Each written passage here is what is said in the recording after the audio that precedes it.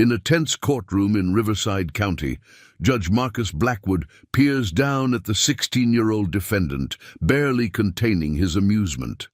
His deep voice resonates with mockery as he addresses the teenager who has refused legal representation. "So, young Mr. Chen, you believe you can handle your own defense in a felony case? Tell me, did you learn criminal law from watching courtroom dramas?" Quiet laughter echoes through the gallery. The boy, Michael Chen, remains composed, his dark eyes steady and unflinching.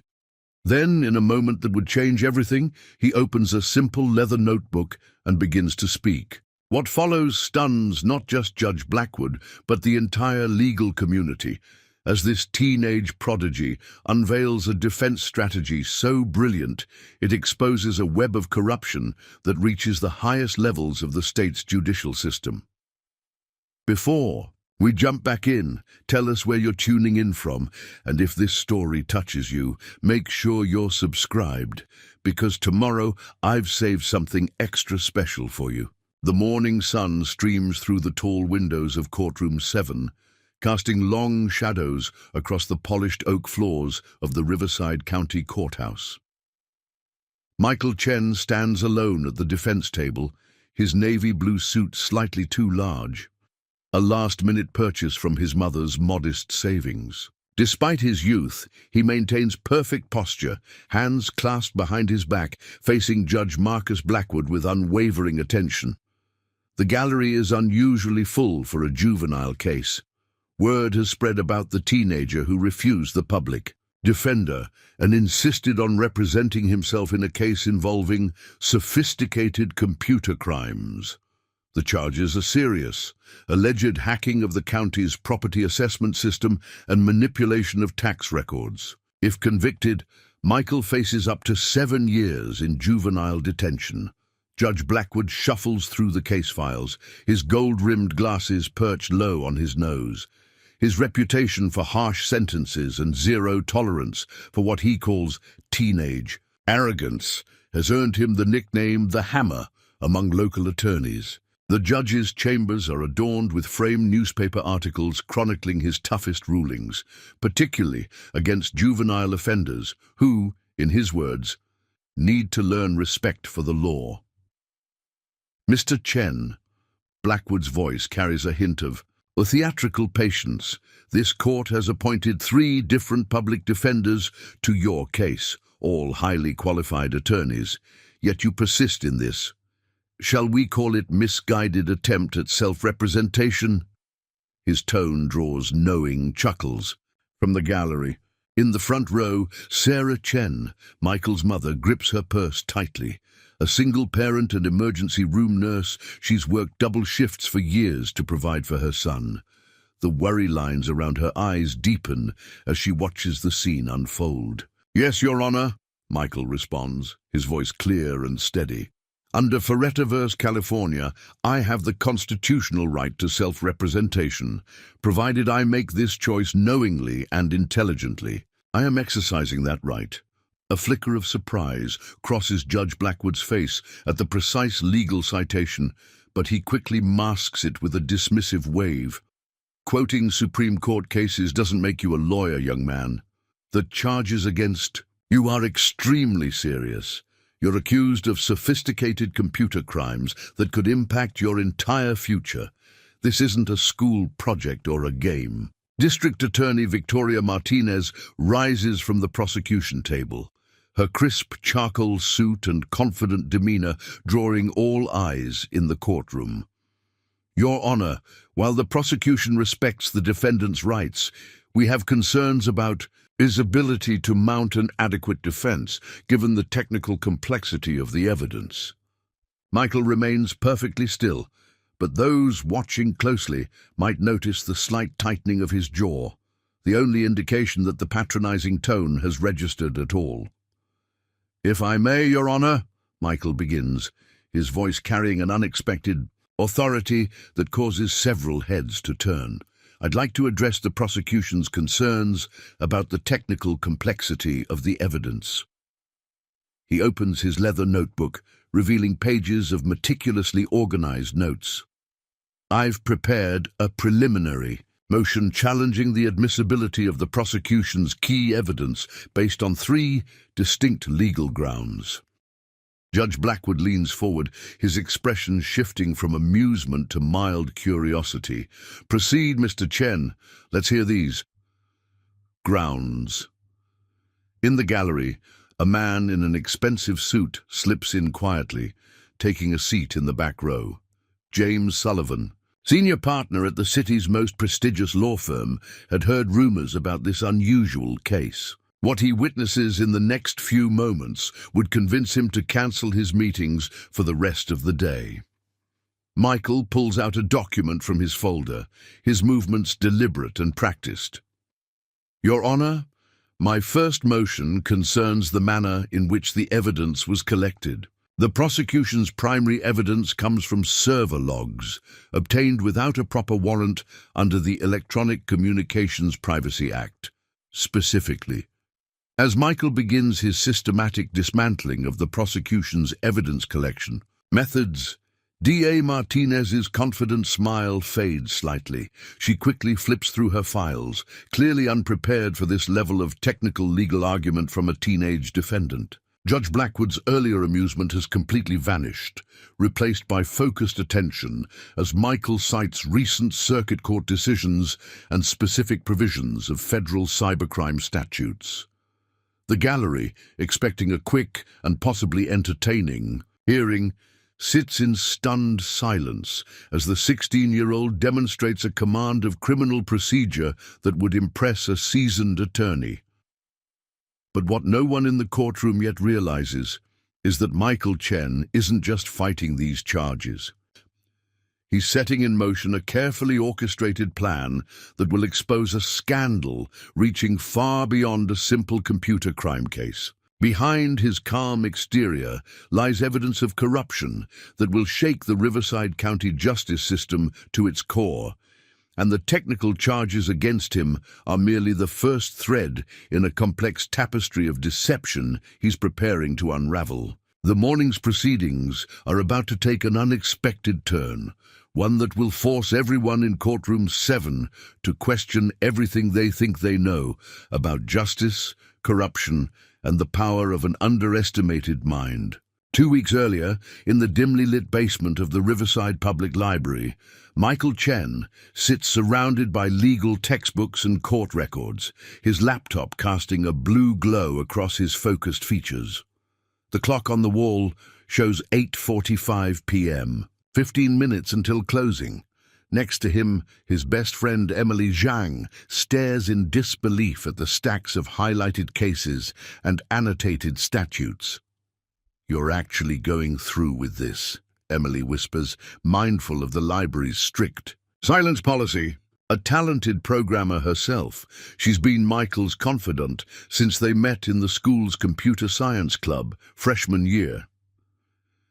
You could get one of the best criminal defense attorneys with what you've found. Why risk everything by defending yourself? Michael looks up from his laptop screen, where lines of code scroll past in a continuous stream. Because any attorney would ask too many questions, he responds quietly.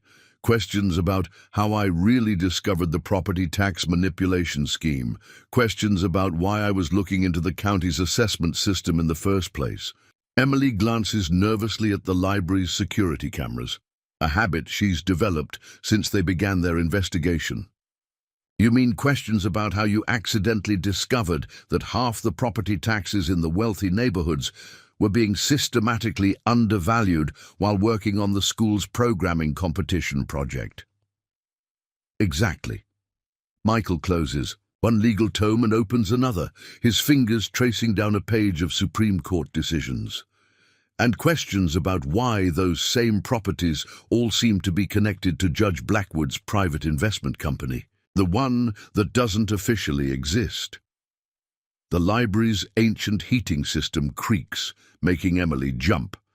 She's been on edge ever since Michael showed her what he'd found buried in the county's databases. Your mom would freak if she knew what you're really doing. She thinks you're just fighting computer crime charges. Michael's expression softens at the mention of his mother.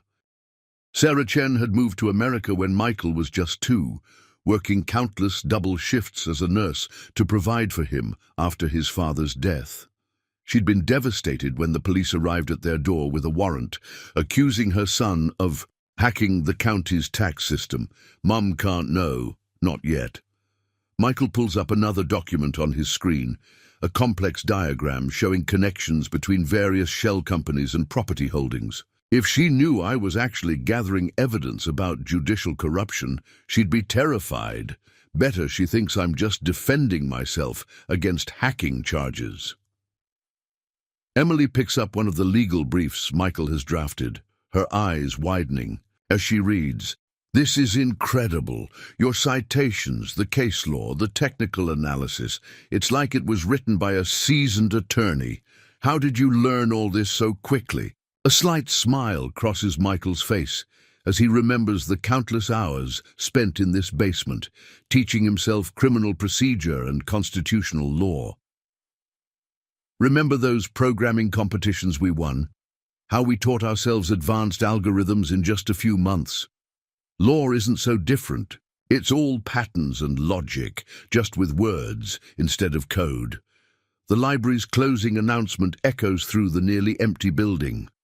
As they pack up their materials, Emily notices Michael slipping a small USB drive into a hidden pocket of his backpack. "Is that?" "Everything I've found so far," he confirms quietly.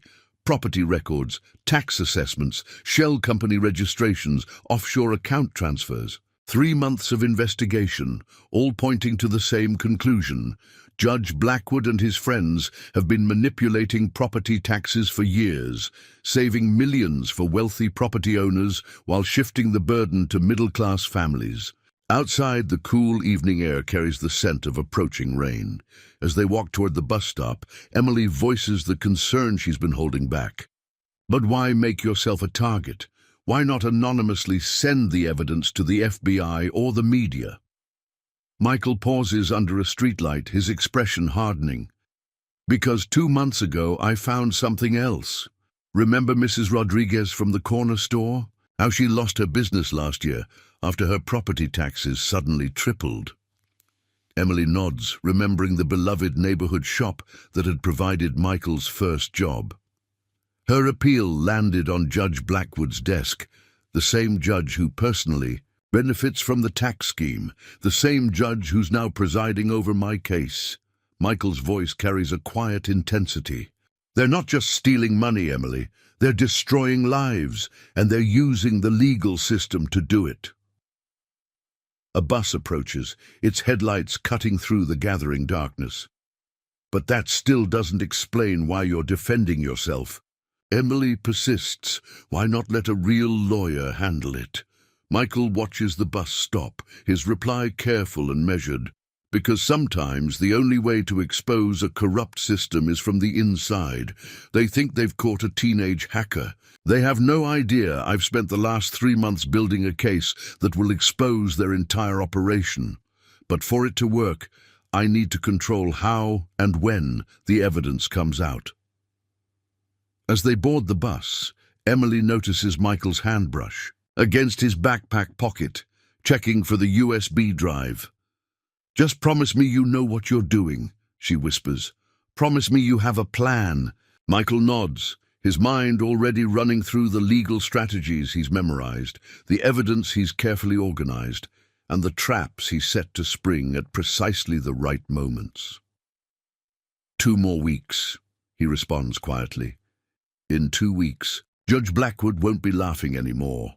The bus pulls away from the curb, carrying 2 teenagers who appear, to all outside observers, to be ordinary high school students heading home after a study session. But in Michael's backpack, secured on a hidden drive, lies enough evidence to bring down one of the most powerful corruption networks in Riverside County. The real question is whether he can survive long enough to present it all in court. Preparing and narrating this story took us a lot of time. So if you are enjoying it, subscribe to our channel. It means a lot to us. Now back to the story. Michael's meticulously organized notes and precise legal citations had caught Judge Blackwood's attention, but the real test would come with cross-examination of the prosecution's first witness. District Attorney Martinez rises confidently, calling the county's lead IT security analyst, Robert Davidson, to the stand. Davidson cuts an imposing figure in his charcoal suit, his silver-streaked hair and wire-rimmed glasses projecting an air of authority. For 15 years, he's testified in dozens of cybercrime cases, his expertise rarely challenged. As he's sworn in, he barely glances at the teenage defendant, clearly expecting this cross-examination to be a brief formality. Mr. Davidson, D.A. Martinez begins, please explain to the court your qualifications and role in investigating this case. As Davidson recites his impressive credentials, Michael makes careful notes, his pen moving steadily across the legal pad before him. In the gallery, Emily watches intently, recognizing the focused expression her friend wears when he's about to execute a particularly elegant piece of code. Davidson describes the alleged intrusion into the county's property assessment system, his testimony growing more technical with each answer. The logs clearly show unauthorized access from an IP address traced to the defendant's home computer. The intrusion attempted to modify property tax assessments for multiple high-value properties in the River Heights district. Judge Blackwood nods along, occasionally glancing at Michael with a mixture of curiosity and lingering skepticism. The teenager's earlier display of legal knowledge had been impressive, but surely he couldn't challenge the technical evidence presented by such an experienced witness. Your Honor. Michael stands, adjusting his slightly oversized suit jacket. I'd like to begin my cross-examination. The judge waves him forward, and Michael approaches the podium with measured steps. Mr. Davidson, Michael begins, his voice clear and steady, you testified about the IP address linking these activities to my home computer. Could you explain the exact method used to trace this connection? Davidson launches into a technical explanation about IP logging and network traces. Michael lets him continue for several minutes before interrupting politely. Are you familiar with the concept of IP spoofing through a compromised VPN node? The analyst's confident expression falters slightly. In the gallery, Emily suppresses a small smile, recognizing the trap Michael is setting. She remembers him explaining this technical vulnerability late one night in the library.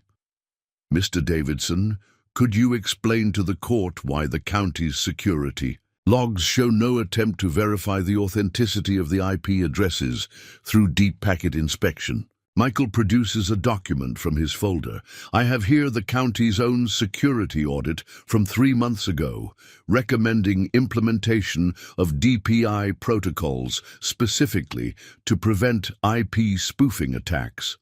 Was this recommendation implemented? Davidson shifts uncomfortably. Well, no, the budget for that upgrade was pending approval. So you cannot definitively state that the IP address in your logs represents the actual source of the alleged intrusion, can you? Michael's question hangs in the air as Davidson struggles to formulate a response. D.A. Martinez rises quickly. Objection, Your Honor. The defendant is attempting to confuse the issue with technical jargon. With respect, Your Honor. Michael responds smoothly. The prosecution's entire case rests on technical evidence. If Mr. Davidson's testimony is too technical for the prosecution to follow, perhaps we should question its reliability as evidence. A murmur ripples through the courtroom. Judge Blackwood's earlier amusement has been replaced by intense focus. Overruled. The witness will answer the question. Michael continues his methodical dismantling of the technical evidence. Mr. Davidson, let's discuss the timestamps in your logs. You testified that the intrusion occurred at 3:45 p.m. on April 15th. I'd like to enter into Evidence Exhibit C, attendance records from Riverside High School showing I was in advanced placement computer science at that exact time. a class with 23 witnesses and no internet access. In the back of the courtroom, James Sullivan leans forward, his interest thoroughly piqued. In 20 years of practicing law, he's never seen a more skillfully conducted cross-examination, let alone by a teenage defendant. Davidson's testimony continues to unravel under Michael's precise questioning. Each technical assertion is met with a carefully prepared challenge, each conclusion shown to be based on incomplete or flawed analysis. But Michael is careful not to overplay his hand. He knows this is just the first step in a larger strategy. "One final question, Mr. Davidson," Michael says, consulting his notes. "In your investigation of the alleged intrusion, did you examine the modification timestamps on the affected property tax records?" "Yes, of course," Davidson replies, trying to regain his footing. "Then perhaps you could explain why the timestamps show modifications occurring during system maintenance windows scheduled for the county assessor's office. Windows that, according to county records, were requested by Judge Blackwood's private investment company?" The question lands like a thunderbolt. D.A. Martinez jumps to her feet, but before she can object, Judge Blackwood's gavel crashes down. "Counsel, approach the bench," he orders, his voice tight with suppressed emotion. As the attorneys huddle before the judge, Michael returns to his seat, maintaining his composed demeanor. But inside, his mind is racing. He's just played his first card, a subtle hint at the larger conspiracy he's uncovered. The reaction from Judge Blackwood confirmed what he'd suspected. The connection between the judge's investment company and the property tax modifications was supposed to remain hidden. In the gallery, Emily watches the whispered conference at the bench, noting how the color has drained from Judge Blackwood's face. She remembers Michael's words from the library. "Sometimes the only way to expose a corrupt system is from the inside." The first crack in that system has just appeared, and no one in the courtroom realizes that this is only the beginning. Following the explosive cross-examination, Judge Blackwood calls for an immediate recess. As bailiffs clear the courtroom, Michael notices increased activity at the prosecution's table. D.A. Martinez huddles with her assistants, their urgent whispers carrying an edge of panic. More telling is the arrival of Thomas Reynolds, the county assessor himself, who slips into the courtroom through a side door and immediately engages in an intense discussion with Judge Blackwood's clerk. Emily meets Michael in the courthouse corridor, carefully maintaining the appearance of casual friendship while passing him a folded note. "The library's computer system logged unusual access attempts last night," she whispers. "Someone was trying to erase the digital trail of those property tax modifications." Michael processes this information with outward calm, though his mind races with implications. The attempted cover-up confirms his suspicions, his seemingly straightforward defense has struck a nerve, prompting hasty attempts to conceal evidence. He recalls the countless hours spent creating secure backups of everything he'd discovered, anticipating exactly this response. In a quiet corner of the courthouse cafeteria, Sarah Chen watches her son with growing concern. The morning's proceedings have revealed a side of Michael she never knew existed. As an ER nurse, she's learned to read people in crisis, and right now, every instinct tells her that powerful forces are mobilizing against her son. "Michael," she begins carefully, "there's something you're not telling me about this case, isn't there?" Before Michael can respond, a tall figure approaches their table. James Sullivan, the prestigious attorney who'd been observing the proceedings, introduces himself with practiced smoothness. "Mrs. Chen, your son's performance this morning was remarkable, but I couldn't help noticing that his questions seemed to point towards something much larger than a simple hacking case." Michael maintains his composed expression, but internally, he's analyzing this unexpected development. Sullivan's reputation precedes him. His firm handles many of River Heights' wealthiest clients, including several whose properties are tied to the tax manipulation scheme. Is this an attempt to gather information or something else? "Mr. Sullivan," Michael responds carefully, "I appreciate your interest, but I'm comfortable handling my own defense." The slight emphasis on defense is deliberate, a subtle reminder that he's not just fighting charges, but perhaps preparing to go on the offensive. Back in the courtroom, DA Martinez receives an urgent message. Her face tightens as she reads it, then quickly signals for her assistant.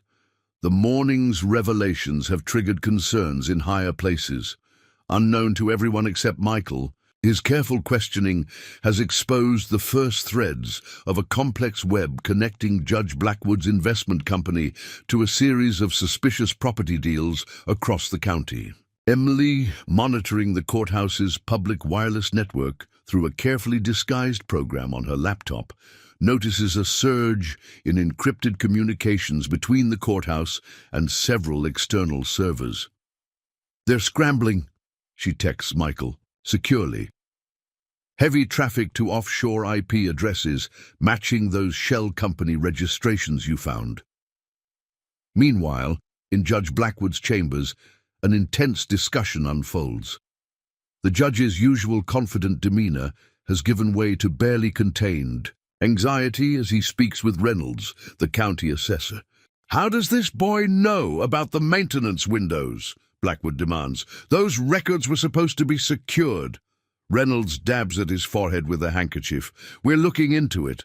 But, Judge, there's something else. Someone's been systematically documenting every property tax adjustment we've made over the past 3 years, correlating them with offshore transactions, tracking the money flows." In the courthouse library, Michael uses the recess to review his next moves.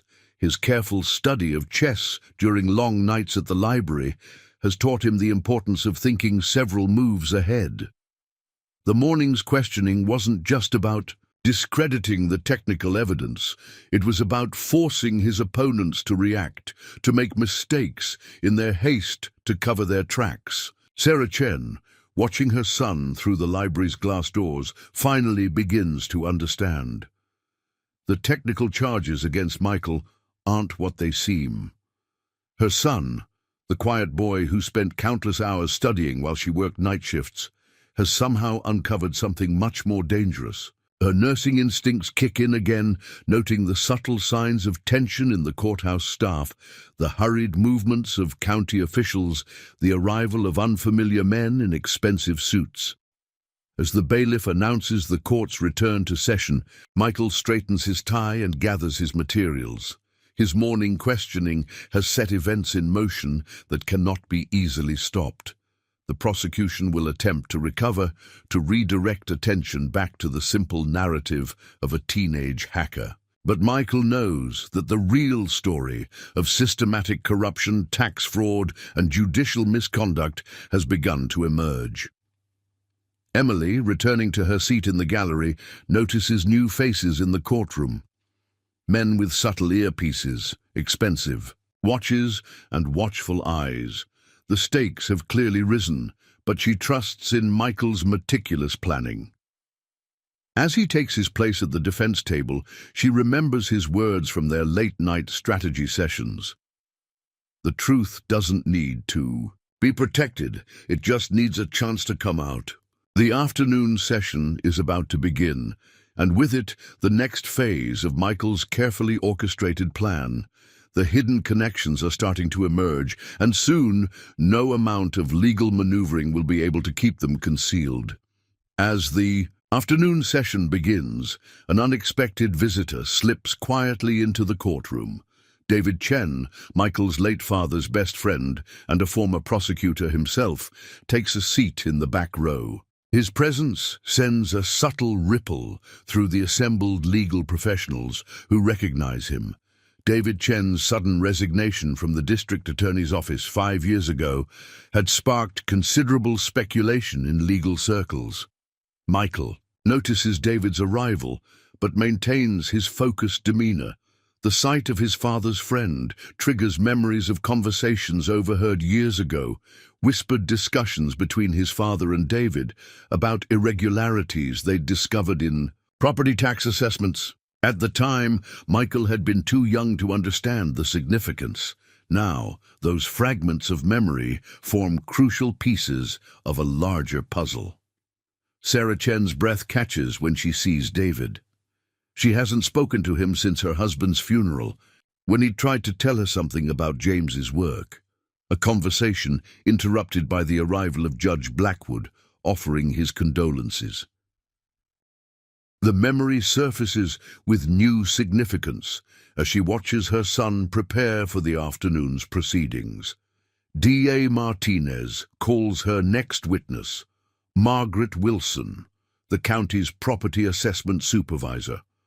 As Wilson takes the stand, Michael opens a new section of his carefully organized notes. The prosecution hopes to redirect attention to the alleged hacking incident, but Michael has been waiting for this moment to reveal another layer of the conspiracy.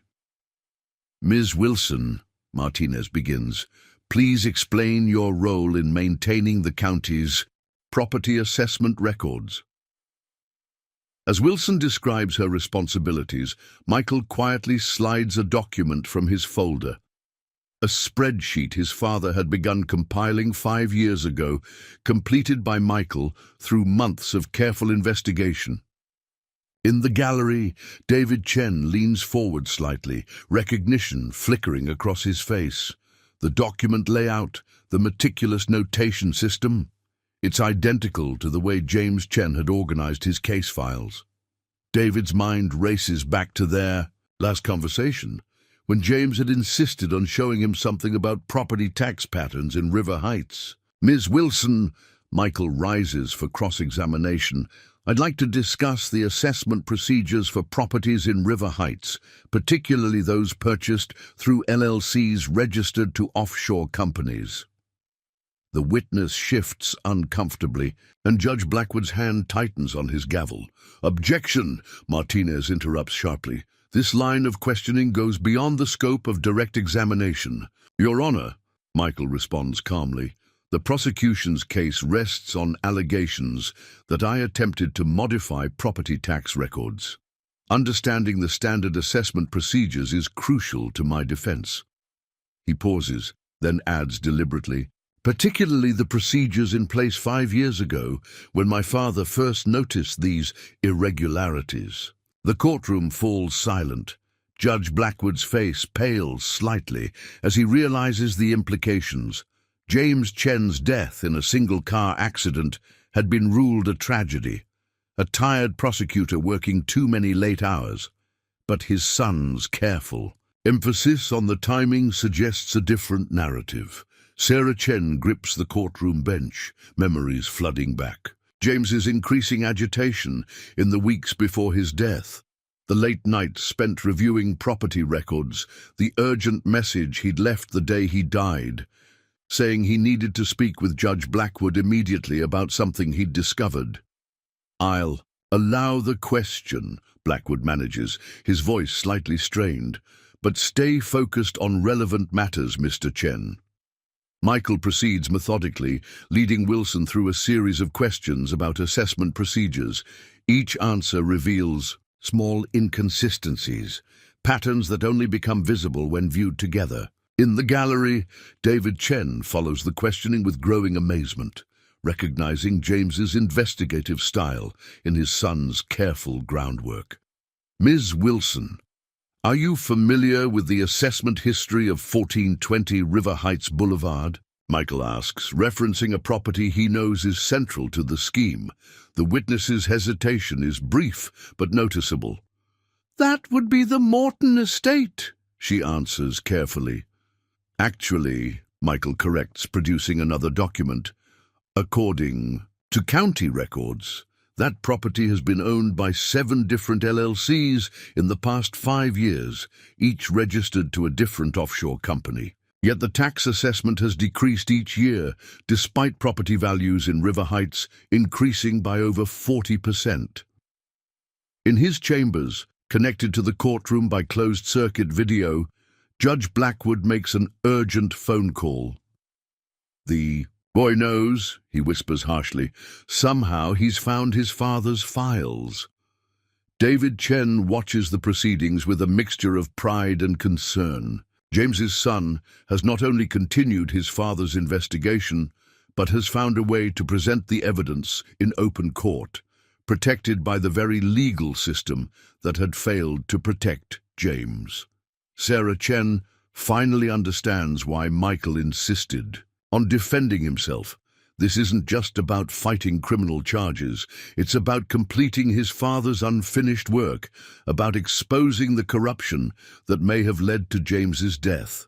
Her fear for her son's safety wars with fierce maternal pride.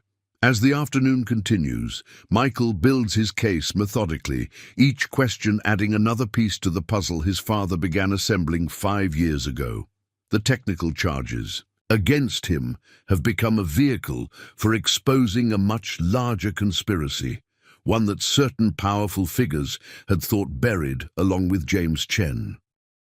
In the back of the courtroom, Emily monitors her laptop, noticing increased activity from certain IP addresses. "They're trying to access your father's old email accounts," she texts Michael securely. "Looking for anything he might have backed up." But Michael had anticipated this too. His father's evidence, combined with his own investigations, is secured in multiple locations, waiting to be revealed at precisely the right moments. The truth his father died trying to expose will finally come to light, but Michael knows he must proceed carefully. The same forces that silenced James Chen 5 years ago are still very much active, and now they're watching his son with growing concern. The personal stakes have become clear to everyone in the courtroom, though few yet grasp the full scope of what Michael Chen has set in motion. This isn't just a case about alleged computer crimes. It's about a son's quest for justice, a 5-year-old mystery, and a corruption scheme that claimed at least one life and may now be about to claim another. During the evening recess, the Chen residence transforms into an impromptu command center. The modest dining room table, where Michael and his mother typically share quiet dinners between her hospital shifts, now holds carefully organized stacks of documents. David Chen sits at one end, reviewing files with the practiced eye of a former prosecutor, while Emily works at her laptop monitoring digital security. "These property assessment records," David says quietly, examining a spreadsheet Michael had compiled, "they're almost identical to what your father showed me 5 years ago, but he never managed to connect them to the offshore accounts." He looks up at Michael with newfound respect. "How did you find the financial trails?" Michael pulls up a complex diagram on his laptop. The county's property database had gaps, assessment records that didn't match actual market values, but the real pattern emerged when I cross-referenced the shell companies with international banking transactions. He highlights a series of connections. Every undervalued property links back to investment firms connected to Judge Blackwood's private company. Sarah Chen enters with fresh coffee, her nurse's training evident in her quiet efficiency. But her hands shake slightly as she sets down the mugs. "James tried to tell me something was wrong with these property deals," she says softly. "The night before." She trails off, unable to complete the sentence. David reaches for one of the files. "The accident investigation was rushed," he notes. "Single car crash on a clear night, no mechanical failures found. James was an obsessively careful driver. It never made sense." Emily interrupts from her laptop. "Michael, you need to see this. Someone's accessing the courthouse archives, pulling records from old property cases your father prosecuted."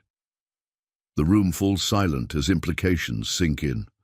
Michael's questioning in court hasn't just exposed current corruption. It's forced their opponents to revisit past cover-ups. They're worried about what else he might have documented, David observes. James was meticulous about keeping records. Michael nods, opening another folder on his laptop. That's what I counted on. Dad always kept backup copies of important files. It took months, but I found his old cloud storage account. Everything he discovered about the property tax scheme, all his notes about suspicious court rulings. It was all there, waiting. Sarah watches her son with a mixture of pride and fear. But why didn't he take this evidence to the authorities? Because the authorities were part of it, David answers grimly. The DA's office, senior judges, property developers, they're all connected. That's why I resigned after James died. I couldn't prove anything, but I knew something was deeply wrong. Emily's fingers fly across her keyboard. They're getting sloppy now, making mistakes. I've traced their archive searches to IP addresses associated with Blackwood's investment firm. They're leaving digital fingerprints everywhere. Michael reviews his notes for tomorrow's proceedings. We need to be careful about how we present this. If we show too much too quickly, they'll find a way to shut down the trial. He pulls out a document, a complex flowchart showing the planned revelation of evidence.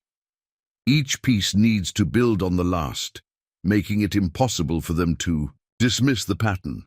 David examines the flowchart with professional appreciation. You've thought this through like a seasoned prosecutor. James would be proud. He pauses, his expression growing serious. But Michael, these people, they've already proven they'll go to extreme lengths to protect their scheme. That's why we've prepared contingencies, Michael responds, gesturing to Emily. She turns her laptop, showing multiple secure servers across different countries. Every piece of evidence, every connection we've uncovered, it's all backed up in places they can't reach. If anything happens... Sarah interrupts sharply. Don't talk like that. Nothing is going to happen. Mom, Michael says gently, we need to be realistic. The closer we get to exposing everything, the more desperate they'll become. That's why we need to make sure the truth comes out, no matter what. David stands, pacing the small dining room. We should bring in federal authorities. Not yet, Michael counters. We need to establish the pattern of corruption in open court first. Once it's part of the public record, they won't be able to bury it quietly. Emily suddenly straightens at her laptop. New activity at the courthouse. They're calling in senior judges for an emergency meeting tomorrow morning. Judge Blackwood's clerk just sent out the notifications. They'll try to remove Blackwood from the case, David predicts, claim a conflict of interest. Let them, Michael says, a slight smile playing at his lips. That's part of the plan too. Every move they make to protect themselves just reveals more connections. As midnight approaches, the dining room table becomes a war room. Michael and his supporters carefully review each piece of evidence, each planned revelation, each potential counter-move by their opponents.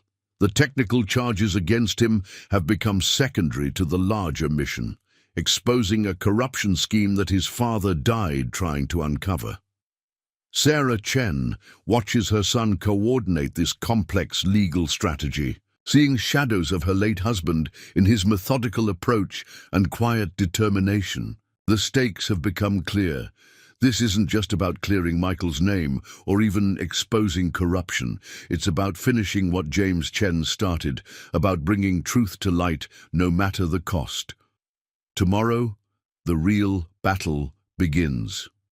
In courtroom 7, a 16-year-old defending himself against hacking charges will continue methodically dismantling a corrupt system that thought itself untouchable. But tonight, in a modest dining room, the groundwork is being laid for revelations that will shake Riverside County's power structure to its core. The following morning dawns with an unexpected development. As Michael approaches the courthouse steps, David Chen intercepts him with urgent news. They've filed a motion to move your case to Judge Harrison's court.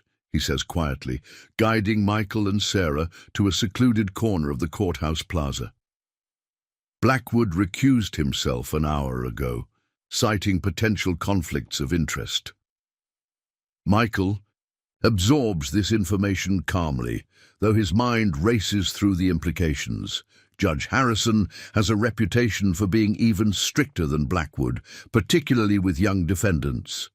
More significantly, Harrison's daughter works for one of the law firms handling offshore registrations for the River Heights properties. Inside the courthouse, DA Martinez confers with her team, their usual confidence replaced by barely concealed anxiety. The morning's legal maneuvers represent their first coordinated counterattack, an attempt to regain control of proceedings that have veered dangerously off script. Emily, monitoring courthouse communications from a nearby coffee shop, sends Michael a secure message. Emergency meeting in progress. Senior partners from Sullivan and Reed just arrived. Multiple calls to offshore numbers in the past hour. Michael takes his place at the defense table in Judge Harrison's courtroom, his composure masking careful calculation. The change of venue presents both challenges and opportunities. Harrison's connection to the property schemes through his daughter makes him potentially vulnerable, but also potentially dangerous.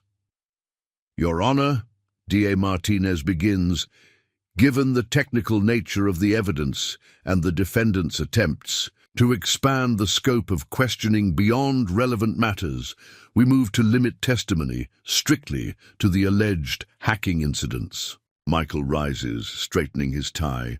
Your Honor, if I may respond to the prosecution's motion. Judge Harrison nods curtly, his steel-grey eyes evaluating the young defendant with open skepticism. The prosecution's attempt to artificially limit the scope of testimony would prevent me from presenting a complete defense, Michael argues, his voice steady.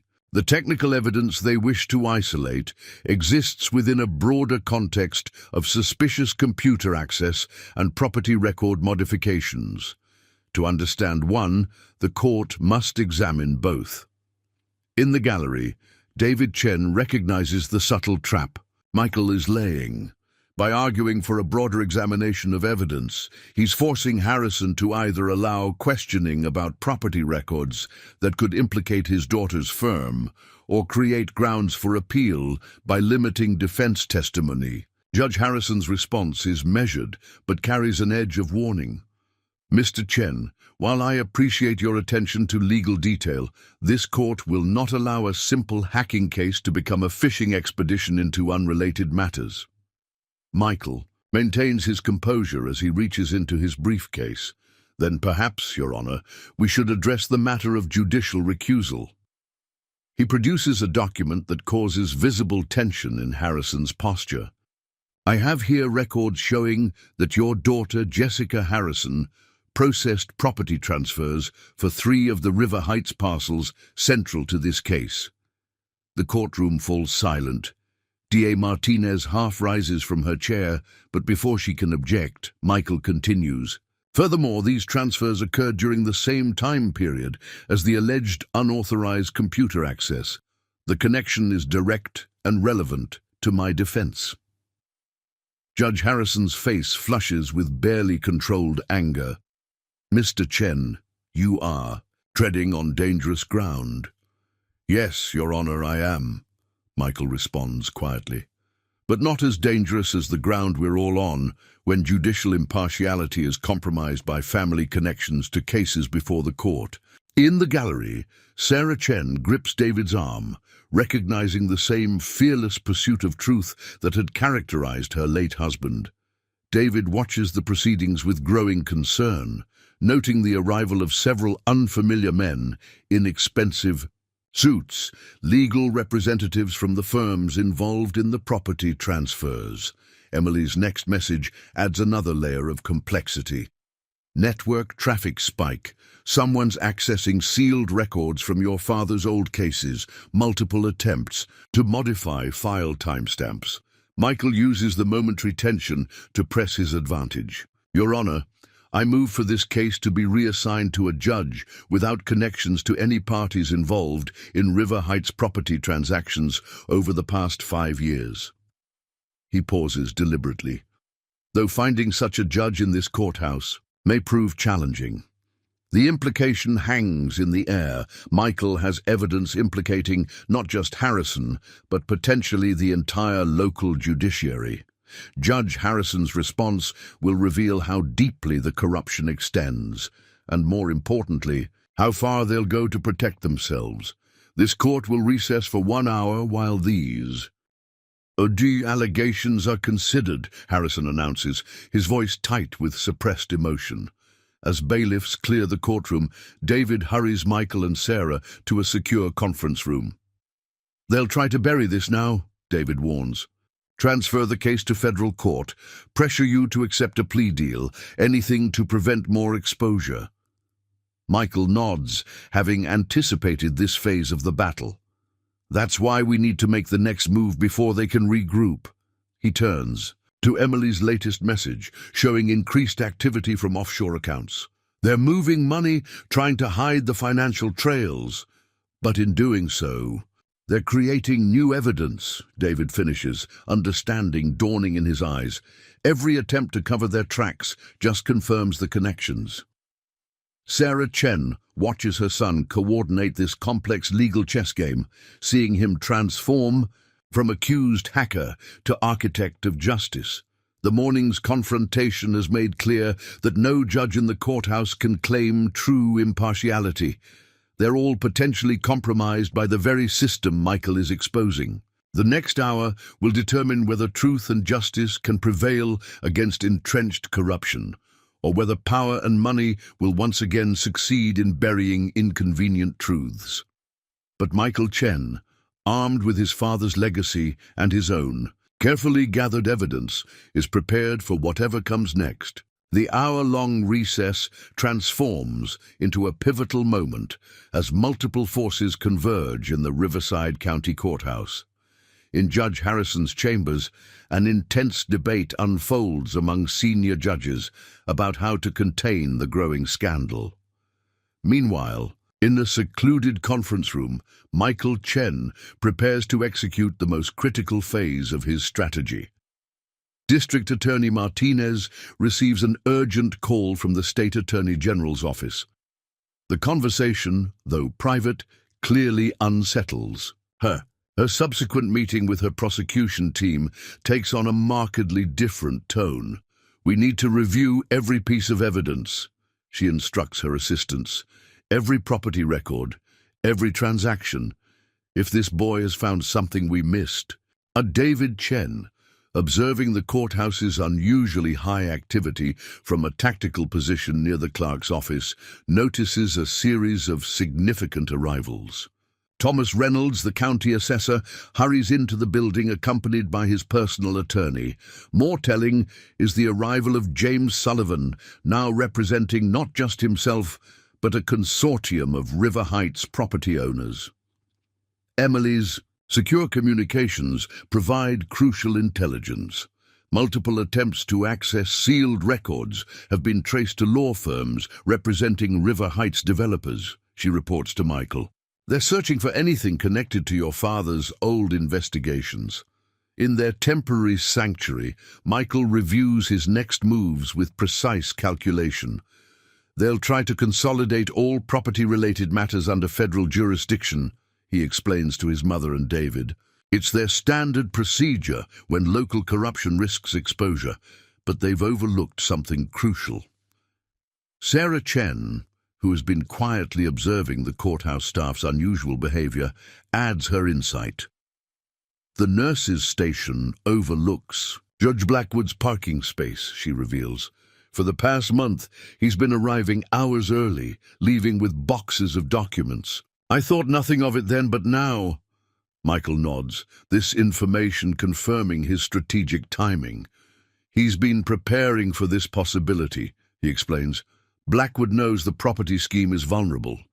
He's been securing his own position, probably gathering leverage against his co-conspirators." A knock at the conference room door introduces an unexpected element.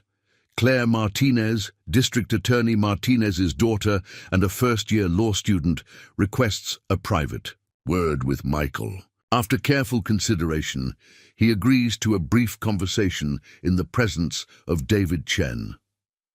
The property assessments, Claire begins without preamble. They don't make sense. I've been interning at the DA's office, reviewing case files. The patterns you've identified, they're not isolated incidents. She produces a USB drive. This contains internal audit reports that were supposedly lost 3 years ago, reports that coincide with your father's last cases. This development prompts an immediate secure message to Emily. Need immediate verification of audit report. Authenticity, priority protocol. Within minutes, her response confirms the document's legitimacy while revealing additional metadata pointing to deliberate suppression of the information. As the recess nears its end, Judge Harrison receives a series of increasingly urgent phone calls.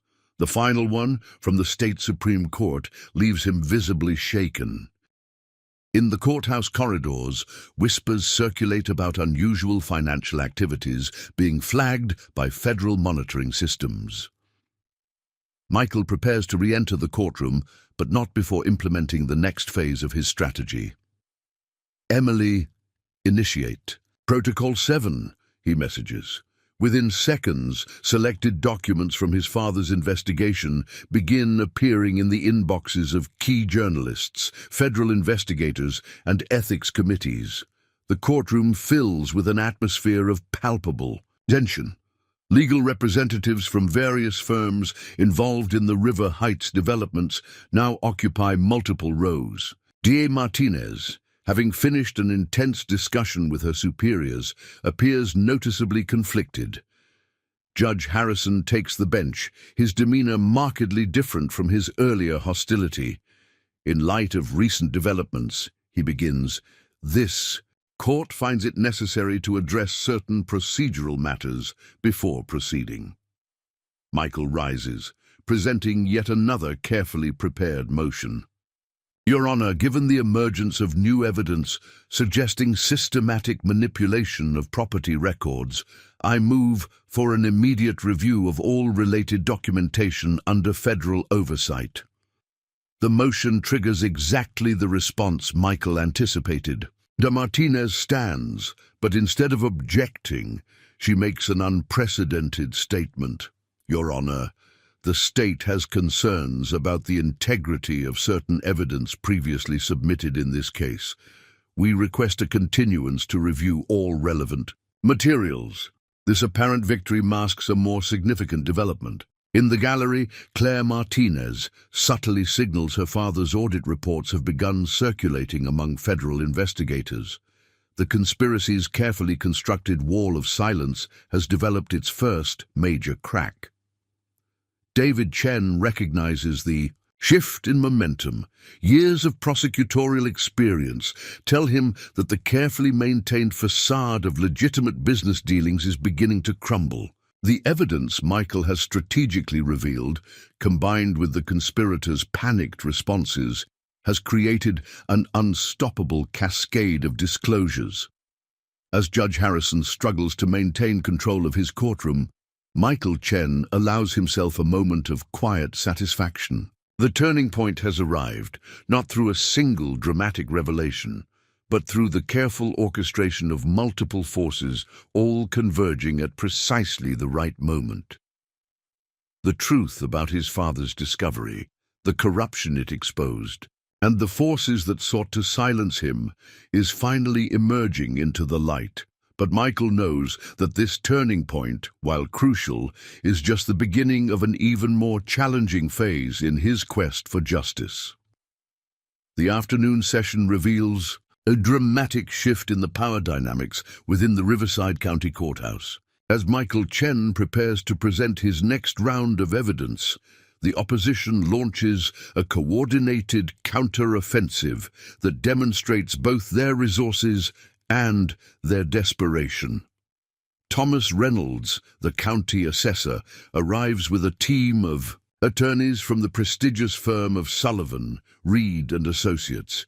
Their presence signals a significant escalation. The property developers and their allies are mobilizing their considerable legal resources to contain the growing scandal. In Judge Harrison's courtroom, the proceedings take an unexpected turn. De Martinez, acting on instructions from her superiors, presents a motion to seal all property-related evidence, citing potential compromise of ongoing federal investigations. Your Honor, the state has reason to believe that premature disclosure of certain records could impede multiple active investigations across several jurisdictions.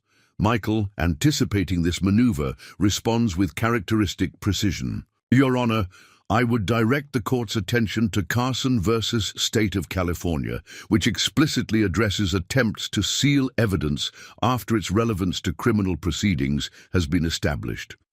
Furthermore, the timing of this motion, coming immediately after revelations about judicial conflicts of interest, suggests an attempt to obstruct rather than protect legitimate investigations. While this legal battle unfolds in the courtroom, Emily detects a sophisticated cyber attack targeting the courthouse's digital archives.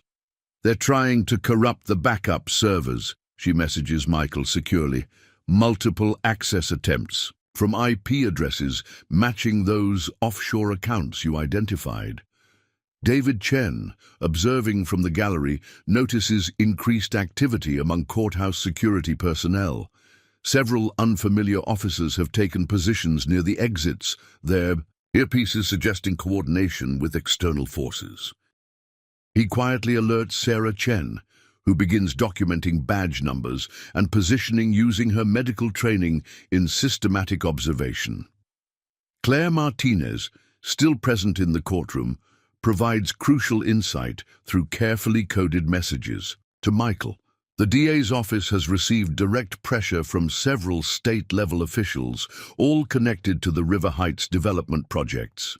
More significantly, federal investigators have begun examining unusual patterns in judicial campaign contributions linked to property developers. The opposition's strategy becomes clear as Sullivan himself rises to address the court.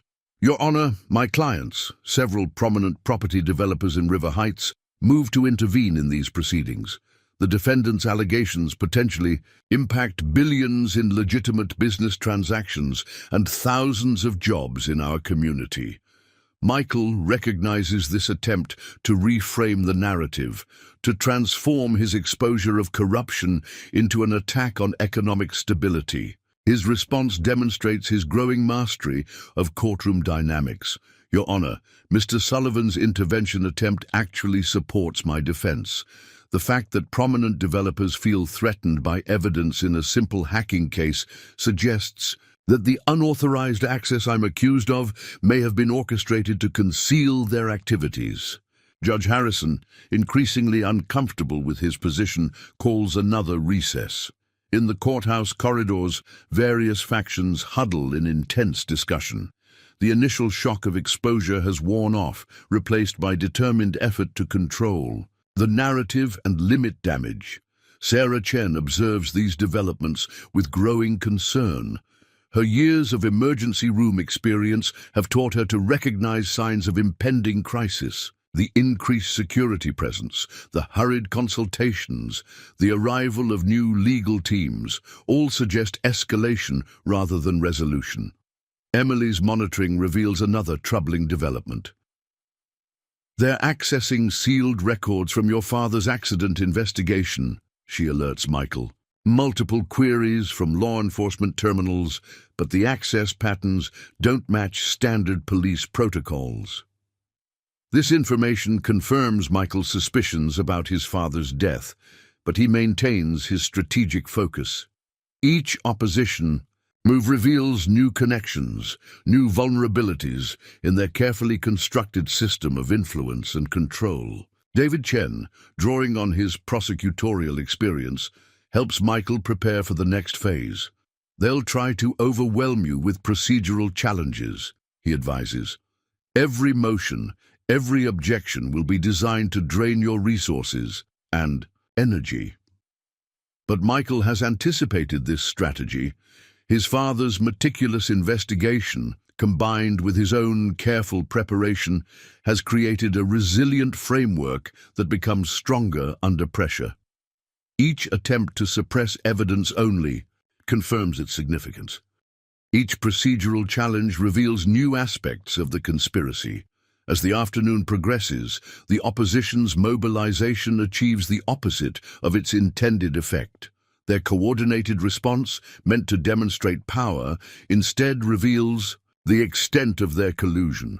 The arrival of prominent attorneys, the pressure from state officials, the sophisticated cyber attacks all validate Michael's assertions about systematic corruption. Claire Martinez, observing these developments with growing conviction, makes a decision that will significantly impact the proceedings. During the recess, she quietly provides Michael with access to internal DA office communications, documenting attempts to suppress evidence in previous property-related cases.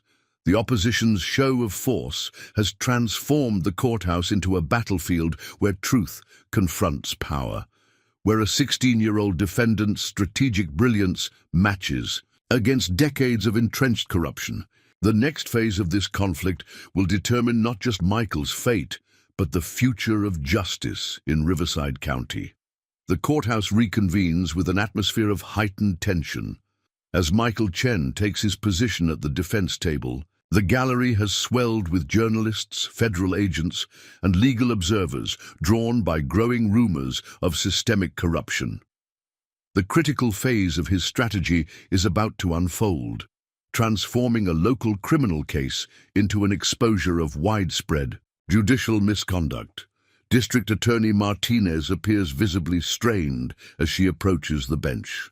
Her daughter Claire's provision of internal documents has placed her in an untenable position, torn between professional duty and mounting evidence of institutional corruption. Your Honor, in light of recent developments, the state requests a brief continuance to review certain evidentiary matters. Michael seizes this moment of uncertainty. Your Honor, while I appreciate the state's position, I would like to present evidence that directly connects the alleged unauthorized computer access to a pattern of systematic property tax manipulation. He produces a carefully prepared document package that represents months of investigation and analysis. Judge Harrison, already uncomfortable with his role in these proceedings, recognizes the significance of this moment. Proceed, Mr. Chen, but be aware that this court will not entertain unsubstantiated allegations. What follows transforms the proceedings irrevocably. Michael methodically presents a series of documents that demonstrate a clear pattern: properties purchased through shell companies, systematic undervaluation of tax assessments, and corresponding offshore financial transactions. But the critical revelation comes when he connects these transactions to specific judicial decisions. Your Honor, I direct the court's attention to Exhibit D, Michael states, his voice steady. These records show that every judge who ruled favorably on assessment appeals for River Heights properties received substantial campaign contributions from entities connected to the development consortium. More significantly, these contributions were routed through the same offshore accounts used to process the property transactions. The courtroom erupts in murmurs. Thomas Reynolds, the county assessor, visibly pales as Michael continues his presentation. Emily, monitoring from her position near the court's technical systems, detects immediate attempts to access and alter digital records. Multiple deletion attempts blocked, she messages Michael securely. They're getting desperate. David Chen watches with professional admiration as his late friend's son orchestrates this carefully planned exposure. The evidence isn't just comprehensive. It's presented in a way that makes the connections impossible to dismiss as coincidence. Each document builds upon the previous ones, creating an undeniable pattern of corruption. Sarah Chen observes the reactions throughout the courtroom, her medical training allowing her to spot signs of mounting stress among the opposition.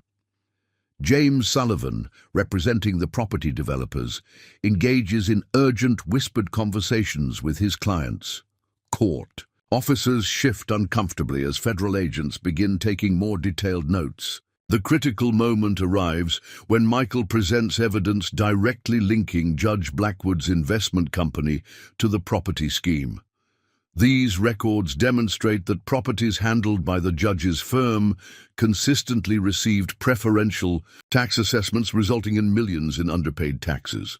More importantly, these assessments were processed during the same maintenance windows when unauthorized access was detected. Access I'm now accused of initiating. Claire Martinez, still present in the gallery, quietly confirms the authenticity of these records through secure channels. Her position in the DA's office has provided crucial verification of Michael's evidence, adding another layer of credibility to his revelations. Judge Harrison attempts to maintain control of the proceedings, but the evidence presents an insurmountable challenge to judicial authority. Each attempt to limit testimony or restrict evidence only highlights the systemic nature of the corruption. Being exposed, the opposition's carefully constructed defense begins to crumble. Sullivan rises to object, but his arguments sound increasingly hollow against the weight of documented evidence. Your Honor, these allegations amount to an attack on the integrity of our entire judicial system. No, Mr. Sullivan, Michael responds calmly. This evidence represents a defense of judicial integrity by exposing those who have compromised it for personal gain. As the afternoon progresses, the scope of the corruption becomes clear. Michael's evidence reveals a sophisticated network of shell companies, manipulated property assessments, and judicial decisions that have diverted millions in tax revenue from public services to private interests. The revelation of his father's role in uncovering this scheme adds another dimension to the proceedings. Michael presents excerpts from James Chen's original investigation, demonstrating how his own work has completed what his father began. The implications of these connections send shockwaves through the courthouse. Federal agents, initially present, as observers, begin taking a more active interest in the proceedings. Their increased activity suggests that Michael's evidence has triggered broader investigations beyond the local jurisdiction. The day concludes with a sense that a critical threshold has been crossed. The evidence presented cannot be dismissed or buried through legal maneuvering. The corruption Michael has exposed demands action, accountability, and fundamental reform of the system that enabled it. As the court adjourns, Michael knows that while this phase of his strategy has succeeded, the most dangerous period lies ahead. The forces he has exposed will fight desperately to protect themselves, making the next 24 hours crucial for justice to prevail. The morning after Michael's critical revelations brings a coordinated response from the opposition. Before court sessions resume, a series of calculated moves demonstrates the considerable resources aligned against the exposure of corruption in Riverside County's judicial system.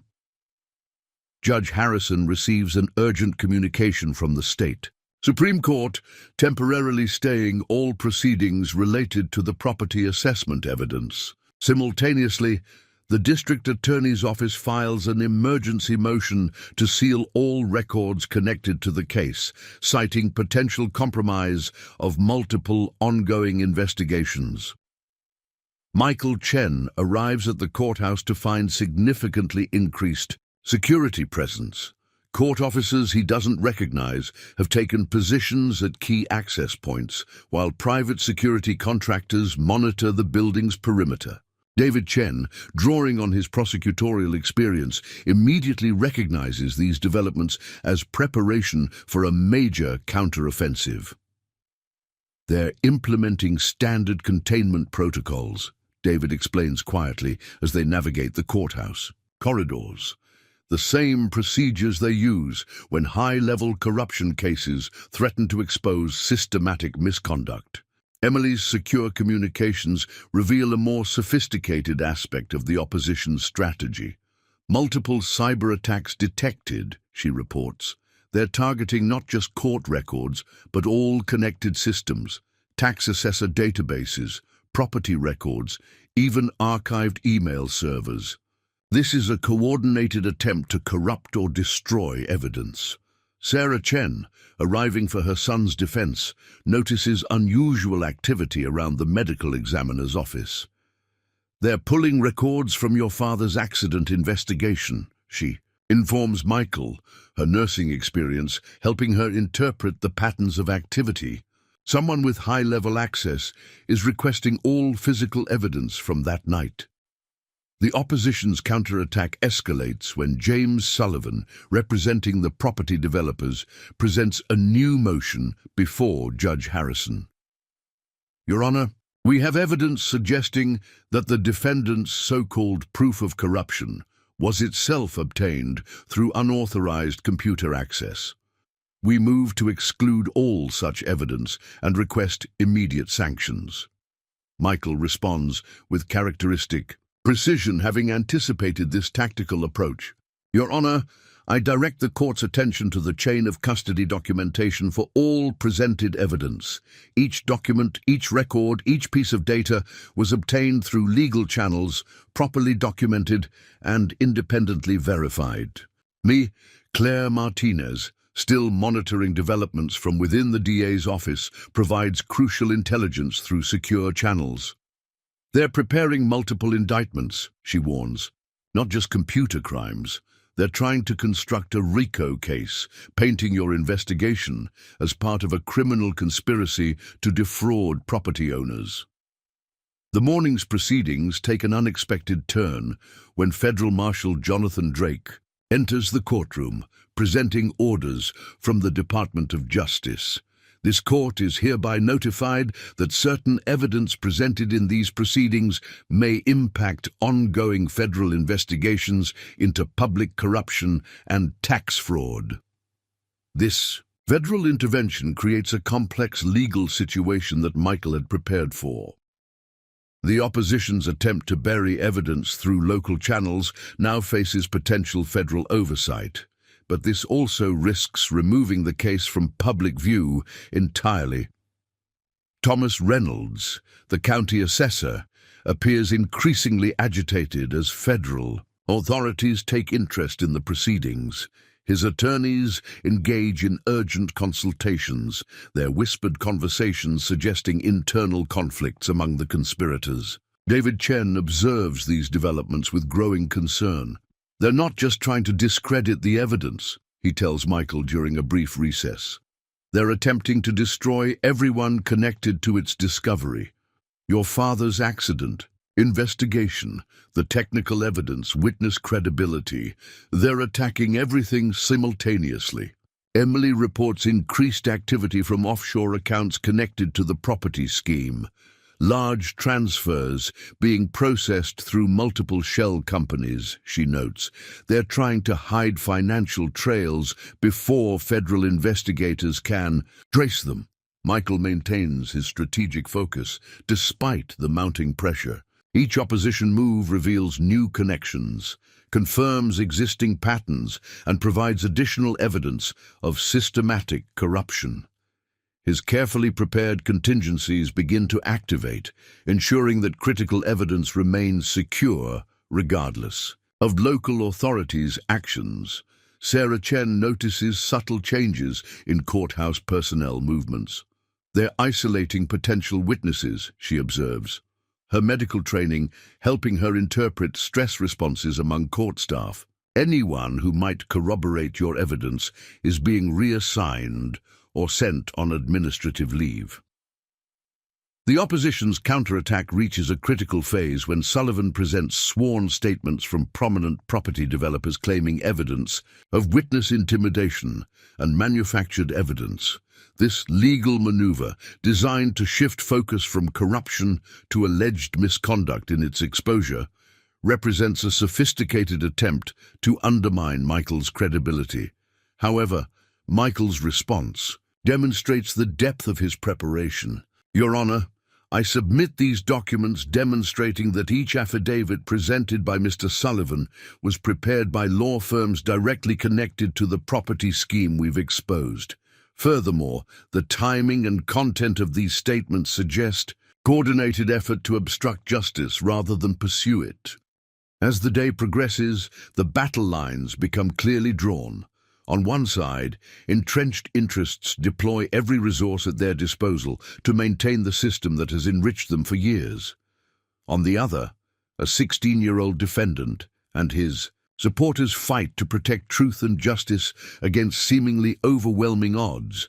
The counterattack has begun in earnest, but Michael Chen's strategy remains focused on a single objective: ensuring that the evidence of corruption cannot be buried, regardless of the opposition's resources or determination. The next phase of this conflict will determine whether justice can prevail against power and whether truth can withstand a coordinated assault by those determined to keep it hidden.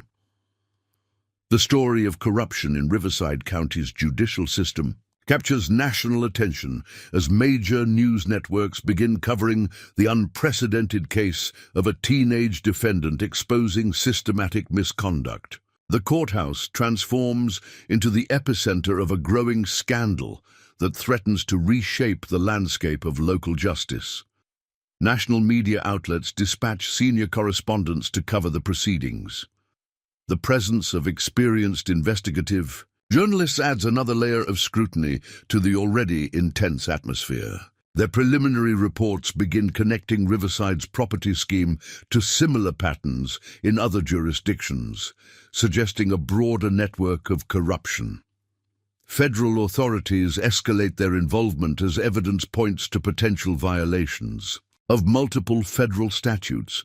Special Agent Marcus Rodriguez, leading the FBI's Public Corruption Unit, establishes a command center in a nearby federal building. His team begins conducting parallel investigations into the financial networks Michael Chen has exposed. The State Attorney General's office faces mounting pressure to address the situation. Internal documents leaked to major newspapers reveal that senior officials had ignored previous warnings about irregularities in Riverside County's property assessments. This revelation prompts calls for an independent investigation into potential oversight failures. District Attorney Martinez finds herself in an increasingly difficult position. Her daughter Claire's provision of internal documents has compromised her ability to maintain the prosecution's original narrative. During a tense press conference, she announces the formation of a special task force to review all property-related cases from the past 5 years. Emily's monitoring of digital systems reveals the expanding scope of the investigation. Federal agents are accessing property records across multiple counties, she informs Michael securely. They're finding similar patterns of assessment manipulation, all connected to the same network of shell companies. Sarah Chen observes increased activity at the hospital where she works. Medical records from cases connected to property disputes are being subpoenaed, she reports. Federal investigators are examining all unexpected deaths or accidents involving people who challenged property assessments. James Sullivan's law firm faces its own crisis as clients begin distancing themselves from the growing scandal. Several prominent developers hire separate counsel, indicating a breakdown in the previously united opposition. This fragmentation creates new opportunities for investigators to gather evidence from former conspirators, now seeking to protect themselves. David Chen coordinates with former colleagues in the federal prosecutor's office, ensuring that crucial evidence reaches appropriate authorities. His experience helps navigate the complex jurisdictional issues that arise as the case expands beyond Riverside County's boundaries. The technical evidence Michael presented proves particularly significant as federal investigators examine similar patterns in other jurisdictions. His methodical documentation of unauthorized system access and data manipulation provides a template for identifying comparable schemes elsewhere. Judge Harrison's court receives notifications of related investigations from multiple federal districts. The property assessment scheme Michael uncovered appears to have served as a model for similar operations in other counties, all connected through a sophisticated network of shell companies and offshore accounts. Claire Martinez continues providing crucial intelligence from within the DA's office. Federal prosecutors are preparing RICO charges. She informs Michael through secure channels. They're treating the property scheme as part of an organized criminal enterprise spanning multiple jurisdictions. Thomas Reynolds, the county assessor, faces increasing isolation as former allies distance themselves from the scandal. His attorneys engage in preliminary discussions with federal prosecutors, suggesting a potential break in the conspiracy's united front. The impact extends beyond the immediate case as other jurisdictions begin examining their own property assessment systems. Michael's exposure of systematic corruption prompts calls for reform in counties across the state, with particular attention to the relationship between judicial decisions and property valuations. State legislators announce emergency hearings to address the systemic issues revealed by Michael's evidence. The focus extends beyond individual corruption to examine the structural weaknesses that allowed such extensive manipulation of property assessments and judicial decisions. Emily detects increased activity from international law enforcement agencies. Interpol is accessing records related to the offshore accounts, she reports. The financial network appears to extend beyond national boundaries. Sarah Chen's hospital. Colleagues begin reporting similar patterns in medical records related to property disputes. Cases previously classified as accidents or natural causes face renewed scrutiny as investigators examine possible connections to the corruption scheme.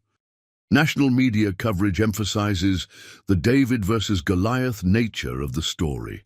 A 16-year-old defendant transforming his own criminal case into an exposure of widespread corruption. This narrative resonates with the public, generating increased pressure for comprehensive reform of judicial oversight. The expansion of the case creates new challenges and opportunities for Michael's strategy. While increased federal involvement helps protect crucial evidence from local interference, it also introduces complex jurisdictional issues that require careful navigation. As the impact of Michael's revelations continues to grow, the opposition's ability to contain the scandal diminishes. Each new investigation, each connection discovered, each pattern identified in other jurisdictions reinforces the credibility of his evidence and the significance of his father's original investigation. The transformation of a local criminal case into a national story of corruption and reform demonstrates the power of truth to overcome systemic obstacles. Michael Chen's careful preparation and strategic presentation of evidence have initiated changes that extend far beyond Riverside County's courthouse.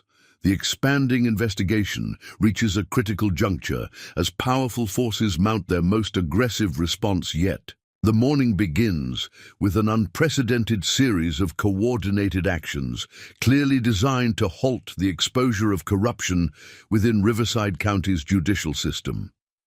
Federal Marshal Drake arrives at the courthouse with disturbing news for Michael. Chen and his supporters, multiple federal judges, have received unusual requests for emergency injunctions to halt all proceedings related to the property assessment evidence. These requests, originating from several prestigious law firms, cite potential national security implications, a classic tactic for burying evidence of high-level corruption.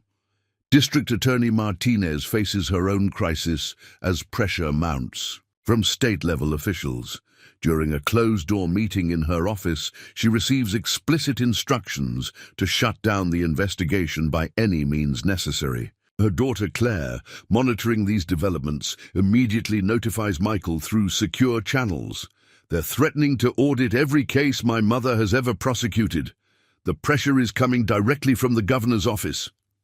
Thomas Reynolds, the county assessor, makes an unexpected move that dramatically raises the stakes. His attorneys announce his intention to provide testimony about the property assessment scheme, but federal agents discover that Reynolds has disappeared, leaving behind a detailed letter describing threats against his family. Emily's monitoring systems detect a sophisticated cyber attack unlike anything previously encountered. "They're not just trying to delete records anymore," she reports urgently. "This is a coordinated attempt to insert false data into multiple systems simultaneously. They're trying to create an alternative paper trail."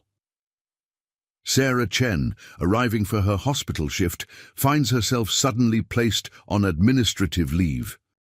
The hospital administrator, clearly uncomfortable, cites anonymous complaints about records access, a transparent attempt to isolate a potential witness to the pattern of suspicious accidents connected to the property scheme.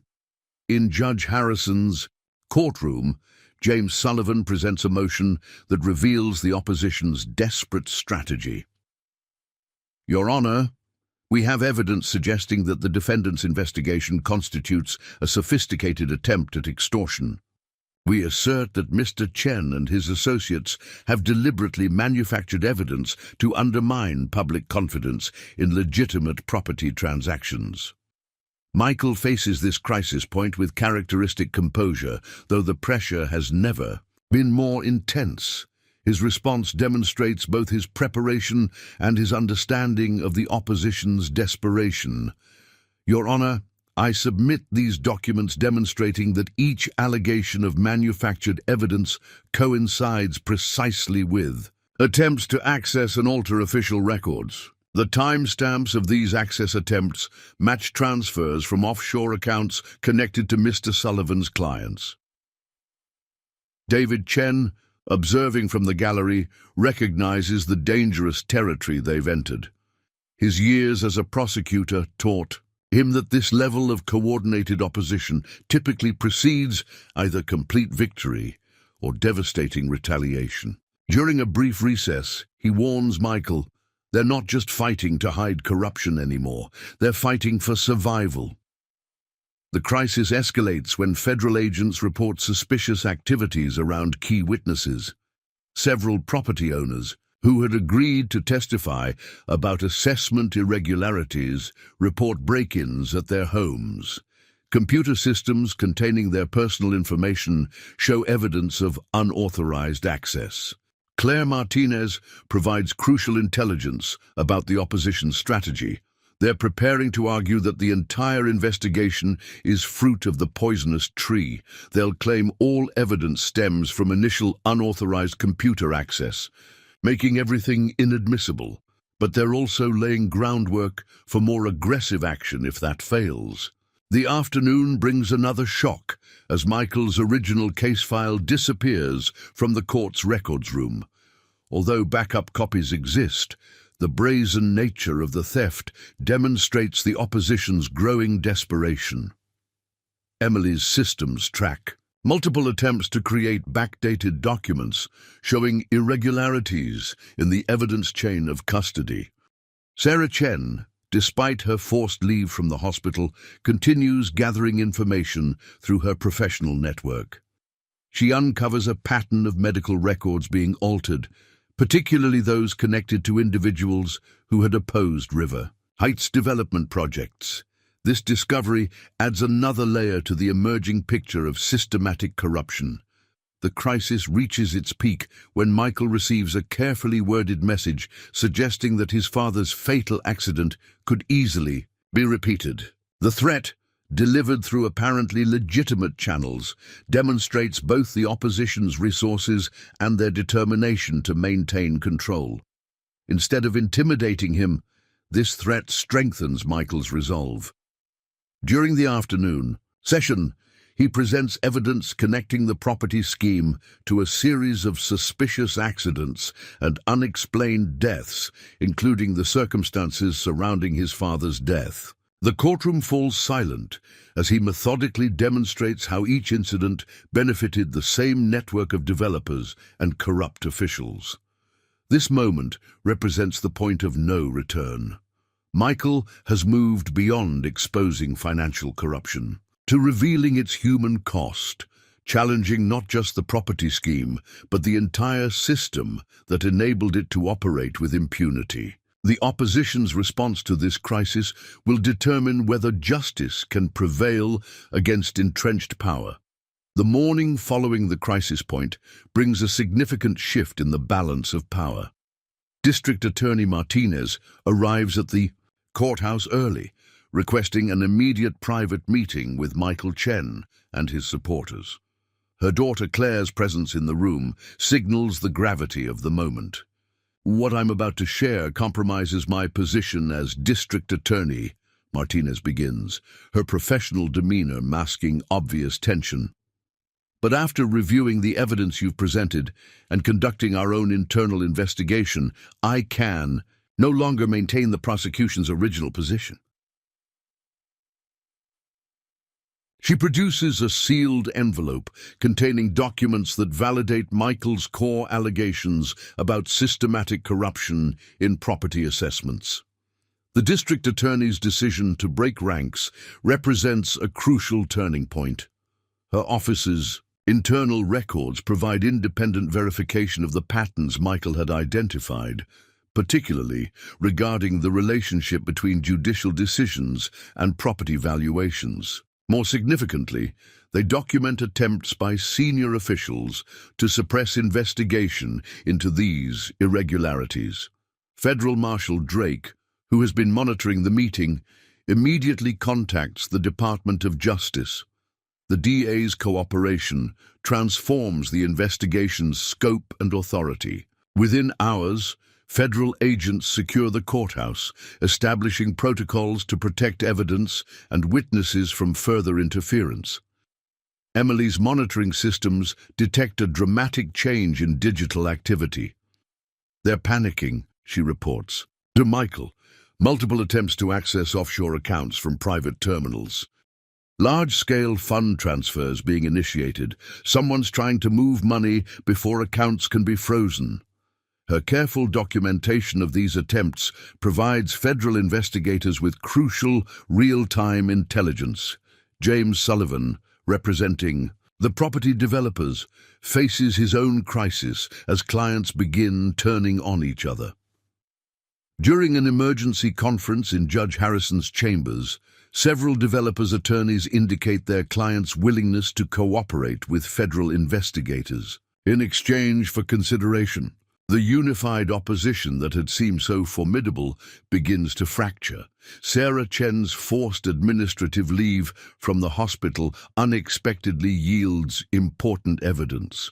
Her colleagues, concerned about the suspicious nature of her removal, begin reviewing medical records related to property disputes.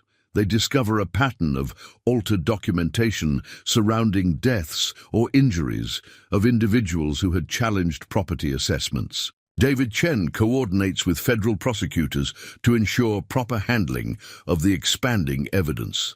His experience proves invaluable as the case transitions from local corruption exposure to a federal RICO investigation. "This is no longer about defending against hacking charges," he explains to Michael. "We're witnessing the dismantling of a criminal enterprise that's operated for decades." Though the major break extends beyond the immediate case as other jurisdictions begin reporting similar patterns. Michael's methodical documentation of the corruption scheme provides investigators with a template for identifying comparable operations in other counties. The property assessment manipulation appears to have been a model replicated across multiple jurisdictions. Thomas Reynolds, the missing county assessor, resurfaces under federal protection. His testimony confirms the systematic nature of the corruption, while revealing its extensive reach into state-level politics. The pressure that forced him into hiding, he explains, came from individuals far more powerful than local developers. Judge Harrison, recognizing the shifting dynamics, takes the extraordinary step of recusing himself from all property-related cases. His public statement acknowledges systemic issues that require comprehensive federal investigation. This admission from a sitting judge adds considerable weight to Michael's allegations. Claire Martinez continues providing crucial intelligence as the investigation expands. Her position in the DA's office allows her to track the opposition's increasingly desperate attempts to contain the damage. "They're destroying documents," she reports, "but they don't realize we've already secured copies of everything." Indeed, the afternoon brings another significant development as federal agents execute simultaneous search warrants at multiple locations connected to the property scheme. Law firms, development companies, and private residences face coordinated raids that yield substantial evidence of long-term corruption. Michael's strategy of careful documentation and strategic release of evidence proves crucial during this phase. Each new federal discovery confirms patterns he had identified, while his secure backup systems ensure that critical evidence remains protected despite ongoing attempts at interference. The major break creates a cascade effect as various participants in the corruption scheme realize the futility of continued resistance. Lower-level officials facing potential federal charges begin providing information about their roles in the property assessment manipulation. Each new cooperation agreement strengthens the overall case while revealing additional layers of corruption. By day's end, the transformation is complete. What began as a local prosecution for alleged computer crimes has evolved into a federal investigation of systematic corruption. Michael Chen's carefully constructed case, combined with the district attorney's cooperation, has initiated changes that will reshape Riverside County's judicial system. The opposition's power structure, which had seemed unassailable just days earlier, shows clear signs of collapse. The careful accumulation and strategic presentation of evidence, coupled with growing federal involvement, has created momentum that cannot be easily stopped. The transformation of Riverside County's judicial system accelerates as federal oversight catalyzes comprehensive reform. The Department of Justice establishes a permanent task force dedicated to investigating systematic corruption in property assessments, using Michael Chen's evidence as a foundation for broader institutional changes. District Attorney Martinez, having broken ranks with the corruption network, initiates a complete review of all property-related prosecutions from the past decade. Her office coordinates with federal investigators to identify cases potentially influenced by the corrupt assessment scheme. The scope of necessary review proves staggering, encompassing thousands of property transactions and hundreds of judicial decisions. Federal Marshal Drake oversees the implementation of new security protocols throughout the courthouse. His team institutes rigorous documentation requirements for all property-related proceedings, while establishing sophisticated monitoring systems to detect potential manipulation of records. These measures, designed to prevent future corruption, draw on the vulnerabilities Michael had identified in the existing system. The state Supreme Court, responding to mounting evidence of widespread judicial misconduct, announces unprecedented oversight measures. Chief Justice Eleanor Montgomery issues a comprehensive order requiring detailed financial disclosures from all judges involved in property-related cases. The directive specifically addresses the connection between judicial decisions and property valuations that Michael's investigation had exposed. Emily's technical expertise proves invaluable as authorities implement new digital safeguards. Her Analysis of the corruption scheme's technical components helps design security systems capable of preventing similar manipulation of property records. "We're not just fixing what they broke," she explains during a federal briefing. "We're building something that can't be broken the same way again." Sarah Chen returns to her hospital position, now protected by federal whistleblower statutes. Her reinstatement coincides with the establishment of new protocols for handling medical records related to property disputes. The hospital administration, under federal supervision, implements strict controls to prevent the kind of documentation manipulation that had facilitated the corruption scheme. David Chen works with federal prosecutors to develop guidelines for future property assessment oversight. His experience as a former prosecutor, combined with Michael's detailed exposure of corruption methods, helps create a framework for detecting and preventing similar schemes. The resulting protocols become a model for other jurisdictions facing comparable challenges. The reform movement extends beyond immediate procedural changes. State legislators, responding to public pressure, pass emergency measures strengthening oversight of property assessments and judicial conduct. The new legislation, informally known as the Chen Reforms, establishes independent monitoring of property valuations and judicial decisions. James Sullivan's law firm faces its own reckoning as federal investigators examine its role in facilitating corrupt property transactions. Several partners resign as evidence emerges of their involvement in creating the complex network of shell companies used to manipulate assessments. The firm's transformation becomes emblematic of broader changes sweeping through Riverside's legal community. Thomas Reynolds, testifying under federal protection, provides crucial details about the corruption scheme's operation. His cooperation helps authorities understand how the system of influence and control had developed over decades. This insight proves invaluable in designing reforms to prevent similar manipulation in the future. Claire Martinez transitions from covert informant to key participant in reform implementation. Her legal training and intimate knowledge of the DA's office operations help bridge the gap between existing procedures and new oversight requirements. Her role symbolizes the emergence of a new generation of legal professionals committed to maintaining transparency and accountability. The property developers who had benefited from corrupt assessments face substantial financial penalties. Federal authorities freeze assets, initiate forfeiture proceedings, and require comprehensive audits of all transactions connected to the scheme. The economic impact reverberates through Riverside County's real estate market, forcing long overdue corrections in property valuations. Michael's methodical exposure of corruption continues influencing systemic changes.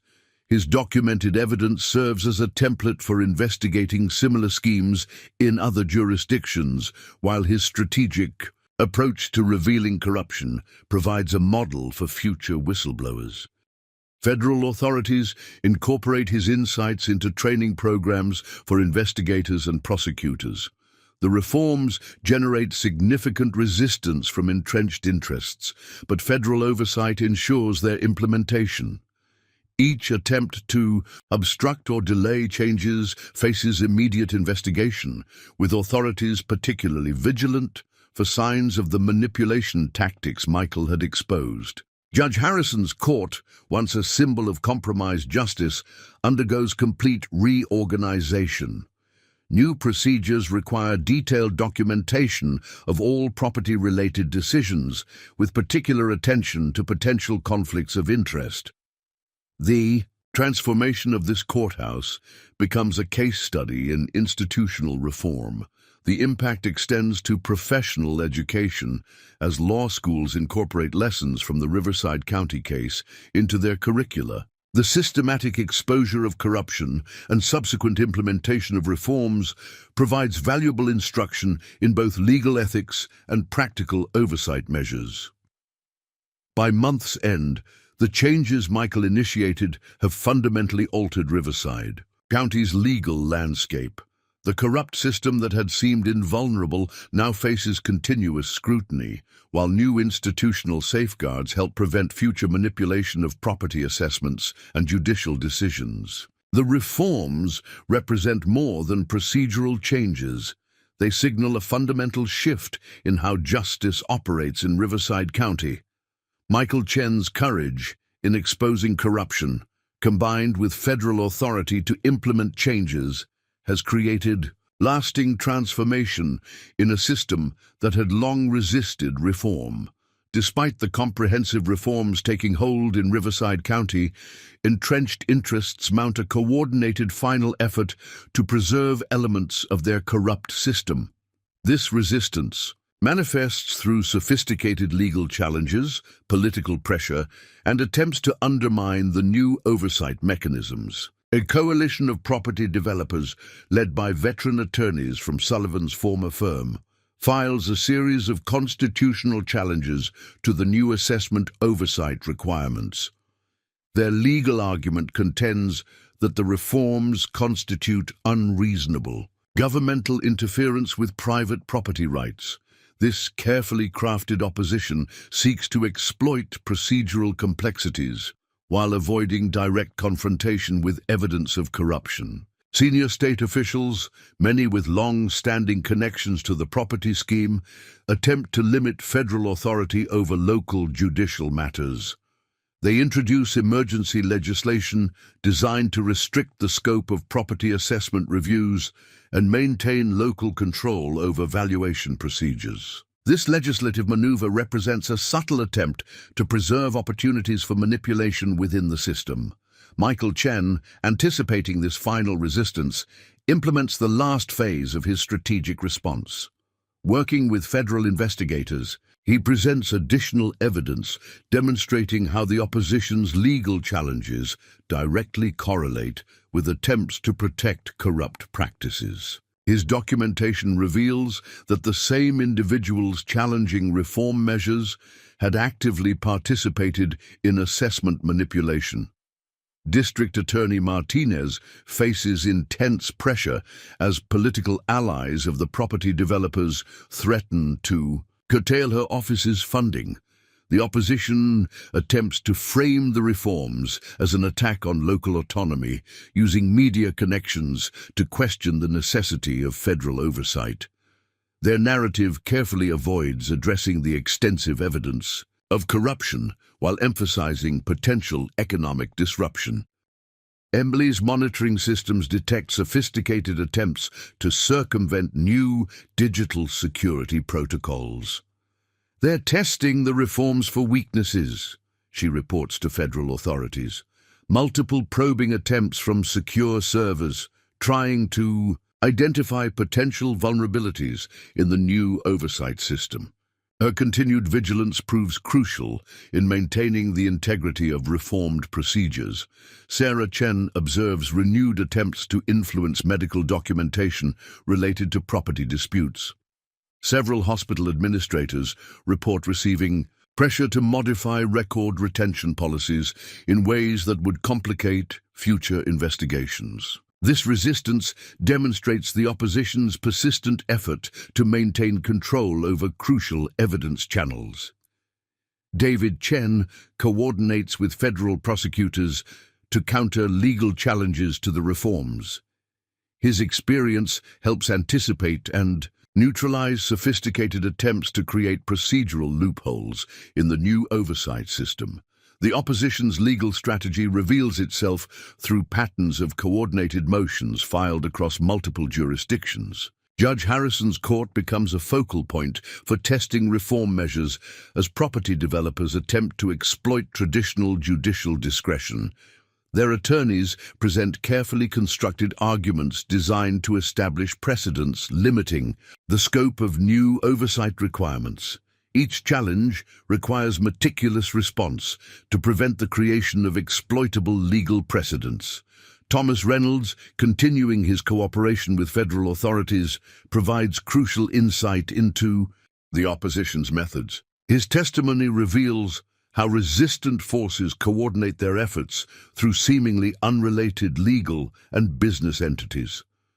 This information helps authorities maintain effective oversight, despite increasingly sophisticated evasion attempts. Claire Martinez documents attempts to influence reform implementation from within the legal system. Her position in the DA's office allows her to identify subtle pressure tactics applied to officials responsible for enforcing new oversight measures. This intelligence proves valuable in maintaining the integrity of reformed procedures. The property developers mount their most sophisticated challenge by creating complex ownership structures designed to obscure true property values. These elaborate corporate arrangements attempt to circumvent new assessment requirements while maintaining the appearance of compliance. Federal investigators rely on Michael's analytical framework to unravel these intentionally complicated transactions. The resistance culminates in a coordinated attempt to overwhelm the new oversight system with simultaneous challenges across multiple jurisdictions. This strategy aims to identify and exploit any weaknesses in reform implementation while straining federal resources. The opposition's careful coordination reveals the continued influence of powerful interests opposed to transparency. Michael's strategic preparation proves crucial during this final phase of conflict. His comprehensive documentation and secure evidence storage ensure that each challenge to the reforms can be met with clear proof of its connection to corrupt practices. The opposition's sophisticated resistance ultimately strengthens the case. For maintaining strict oversight, federal authorities respond to these challenges by expanding their investigation to include attempts to undermine reform measures. This broader scope reveals connections between local resistance and larger networks of corruption, validating Michael's initial exposure of systematic misconduct. Each opposition effort to preserve corrupt practices provides additional evidence, justifying continued federal oversight. As the final resistance plays out, the fundamental transformation of Riverside County's judicial system continues. The opposition's sophisticated attempts to maintain influence demonstrate both the effectiveness of reforms and the persistent nature of corruption. Michael Chen's strategic vision, combined with federal authority and dedicated reform advocates, ensures that positive changes withstand this last coordinated challenge. In the main courtroom of the Riverside County Courthouse, Judge Harrison calls the final session to order. The atmosphere carries historic weight as Michael Chen prepares to address the court one last time. The original charges against him have been dismissed, transformed into a comprehensive federal investigation that has reshaped the county's judicial system. District Attorney Martinez rises to make an unprecedented statement. Your Honor, the state not only moves to dismiss all charges against Mr. Chen, but formally acknowledges his instrumental role in exposing systematic corruption within our justice system. His actions, far from constituting criminal behavior, represent the highest ideals of civic responsibility. The federal investigation has resulted in multiple indictments reaching the highest levels of local government. Thomas Reynolds' testimony, combined with Michael's meticulously gathered evidence, has led to criminal charges against numerous judges, developers, and public officials involved in the property assessment scheme. Sarah Chen watches from the gallery as her son's vindication becomes complete. The truth about her husband's death has finally emerged, with federal investigators confirming that James Chen's fatal accident occurred shortly after he discovered evidence of judicial corruption. The official investigation into his death has been reopened under federal supervision. David Chen presents a summary of the systematic changes implemented in response to Michael's exposures. The new oversight mechanisms, strengthened by federal authority, establish unprecedented transparency in property assessments and judicial decisions. The reforms, now known nationally as the Chen Protocols, become a model for addressing institutional corruption. Emily's technical expertise continues proving invaluable as authorities implement permanent security measures. Her analysis helps create robust systems, protecting against the types of manipulation that had facilitated corruption. The new protocols don't just detect unauthorized access, she explains during a federal briefing. They actively prevent the kind of systematic abuse that enabled the corruption scheme. Claire Martinez transitions to a formal role in reform, implementation, accepting a position with the federal task force, overseeing judicial integrity. Her experience during the investigation provides crucial insight into preventing future corruption. Her appointment symbolizes a new generation's commitment to maintaining transparent and accountable institutions. The property developers who had benefited from corrupt assessments face significant consequences. Federal authorities initiate extensive forfeiture proceedings, requiring the return of millions in illegally obtained tax benefits. The economic impact extends beyond immediate penalties, forcing fundamental changes in local real estate practices. Judge Harrison, addressing the court one final time before his retirement, acknowledges the transformative nature of recent events. What began as a seemingly routine criminal case has exposed fundamental flaws in our justice system, he states.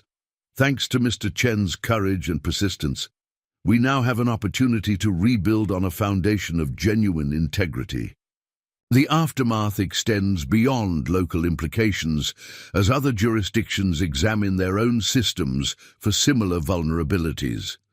Michael's methodical exposure of corruption provides a template for identifying and addressing institutional misconduct. Federal authorities incorporate his analytical framework into standard investigative procedures. Sarah Chen's hospital implements comprehensive reforms in medical record management, particularly concerning cases involving property disputes or suspicious accidents. The new protocols, designed with input from federal investigators, ensure proper documentation and prevent the kind of manipulation that had facilitated cover-ups. David Chen assists in developing training programs for legal professionals, incorporating lessons from the Riverside County case. His experience helps create practical guidelines for identifying and addressing institutional corruption.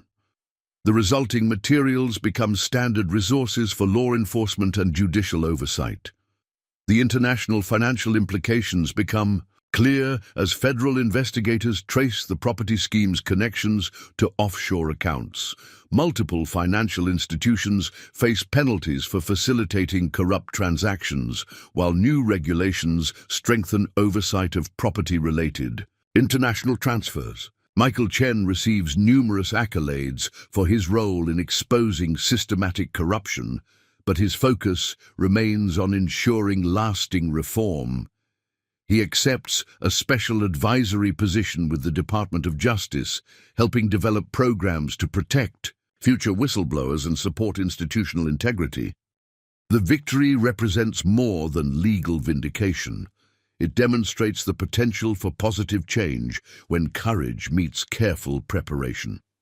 The transformation of Riverside County's judicial system serves as a powerful reminder that no corrupt institution, however entrenched, can withstand the determined pursuit of justice. The aftermath continues generating positive changes throughout the legal system. Law schools incorporate the case into their ethics curriculum, while oversight agencies adopt similar analytical methods for detecting institutional corruption. Michael Chen's strategic exposure of systematic misconduct becomes a model for future reform efforts. 1 month after the historic transformation of Riverside County's judicial system, Michael Chen stands at a podium in the state capitol, addressing a special legislative session on institutional reform. His testimony provides crucial guidance as lawmakers draft comprehensive anti-corruption measures inspired by the changes implemented in Riverside County. The reforms initiated by Michael's exposure of corruption continue expanding in scope and impact. Federal authorities establish a permanent oversight division dedicated to monitoring property assessments and judicial conduct across multiple jurisdictions. This new entity, incorporating lessons from the Riverside case, develops sophisticated methods for detecting and preventing institutional corruption. District Attorney Martinez oversees the implementation of rigorous new standards for prosecutorial conduct. Her office becomes a model for transparent operation, with particular emphasis on proper handling of property-related cases. The procedures she establishes, building on insights from the corruption investigation, set new benchmarks for professional integrity in the legal system. Sarah Chen accepts a position on a newly formed medical ethics board, focusing on proper documentation and protection of sensitive records. Her experience during the corruption investigation proves invaluable in developing protocols that prevent manipulation of medical evidence. The standards she helps establish extend beyond Riverside County, influencing healthcare institutions nationwide. David Chen coordinates with federal authorities to create comprehensive training programs for legal professionals. His curriculum, incorporating detailed analysis of the corruption scheme's methods, helps prepare a new generation of attorneys and judges committed to maintaining institutional integrity. The training materials emphasize practical approaches to identifying and addressing systematic misconduct. Emily's technical expertise shapes the development of advanced security systems protecting judicial records. Her understanding of how corruption operated through digital manipulation leads to the creation of robust safeguards against unauthorized access and alteration. These protective measures become standard features in court systems across the country. Claire Martinez transitions into a leadership role within the federal oversight program, focusing on early detection of corruption indicators. Her unique perspective, combining legal training with direct experience in exposing misconduct, proves particularly valuable in developing preventive measures. Her work helps establish new standards for institutional transparency. The property assessment. Reforms initiated in Riverside County generate national attention as other jurisdictions face similar challenges. Federal authorities incorporate Michael's analytical methods into standard investigative procedures, while local governments implement comparable oversight measures. The systematic changes demonstrate how targeted reform can address deeply rooted corruption. Judge Harrison's final judicial action involves establishing permanent procedural safeguards against assessment manipulation. His comprehensive guidelines, developed in consultation with federal experts, ensure proper evaluation of property values and transparent documentation of judicial decisions. These measures become foundational elements of reformed court operations. Thomas Reynolds continues providing valuable insight as authorities implement preventive measures against future corruption. His detailed knowledge of how the assessment scheme operated helps create effective barriers against similar manipulation. The protective systems incorporate specific countermeasures against the methods he describes. The international financial community responds to revelations about offshore accounts connected to property corruption. Major financial institutions implement enhanced monitoring of real estate transactions, while regulatory agencies strengthen oversight of property-related transfers. These changes reflect growing awareness of how corruption operates through sophisticated financial networks. Michael Chen focuses on ensuring that reformed systems remain resistant to manipulation. His ongoing advisory role with federal authorities includes regular evaluation of oversight measures and recommendation of necessary adjustments. This continuous improvement process helps maintain the effectiveness of anti-corruption protocols. The academic community begins incorporating lessons from the Riverside County case into professional education programs. Law schools revise their ethics curriculum to include detailed study of how corruption operates within institutional structures. Business schools develop new courses examining the relationship between property assessment and systematic misconduct. Federal investigators continue uncovering connections between local corruption and broader criminal networks. Their findings confirm Michael's initial assessment of how property scheme manipulation extended beyond individual jurisdictions. This expanding investigation validates the importance of comprehensive oversight measures. The reformed judicial system demonstrates remarkable resilience against attempts at manipulation. Regular audits confirm the effectiveness of new protective measures, while transparent operation ensures proper handling of property assessments. The positive results validate the fundamental changes implemented through Michael's efforts. Sarah Chen observes lasting improvements in institutional integrity throughout Riverside County. Her professional experience in healthcare administration provides valuable perspective on how reformed systems maintain effectiveness over time. The sustained, positive changes confirm the lasting impact of properly implemented reforms. Michael's strategic approach to exposing corruption becomes a model for addressing institutional misconduct. His careful preparation and methodical presentation of evidence provide a template for future reform efforts. The successful transformation of Riverside County's judicial system demonstrates the potential for positive change through determined action. As the reformed systems continue operating effectively, attention turns to ensuring their long-term sustainability. Federal authorities establish regular review procedures to evaluate and adjust protective measures as needed. This ongoing oversight helps maintain the integrity of transformed institutions while preventing regression toward corrupt practices. 2 years after Michael Chen first stood alone in Riverside County Courthouse, he returns to address a national conference on judicial integrity. The transformed courthouse serves as a powerful symbol of how systematic corruption can be effectively confronted and overcome. His experience continues influencing institutional reform across the country, demonstrating the lasting impact of carefully planned resistance to entrenched corruption. The Chen protocols have become standard practice in jurisdictions nationwide.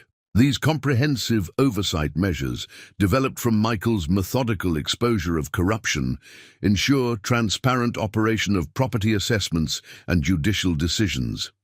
Federal authorities regularly cite Riverside County's transformed system as evidence that institutional integrity can be effectively maintained through proper safeguards. District Attorney Martinez's office operates under new standards that emphasize transparency and accountability. Her reformed prosecution protocols, incorporating lessons from the corruption investigation, serve as a model for other jurisdictions. The systematic changes she implemented demonstrate how proper oversight prevents manipulation of legal processes while ensuring fair administration of justice. Sarah Chen's work on the Medical Ethics Board has expanded to influence healthcare institutions nationally.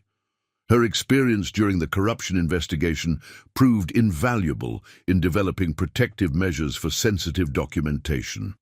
The standards she helped establish ensure proper handling of medical records while preventing the kind of manipulation that had facilitated corrupt practices. David Chen's training programs have become essential resources for legal professionals nationwide.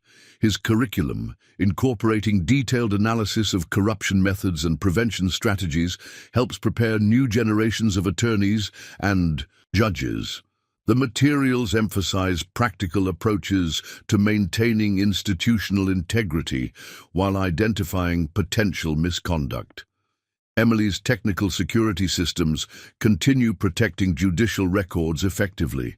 Her sophisticated safeguards, developed through understanding corruption's digital aspects, prevent unauthorized access and manipulation. These protective measures have become standard features in modernized court systems, ensuring proper documentation while maintaining transparency.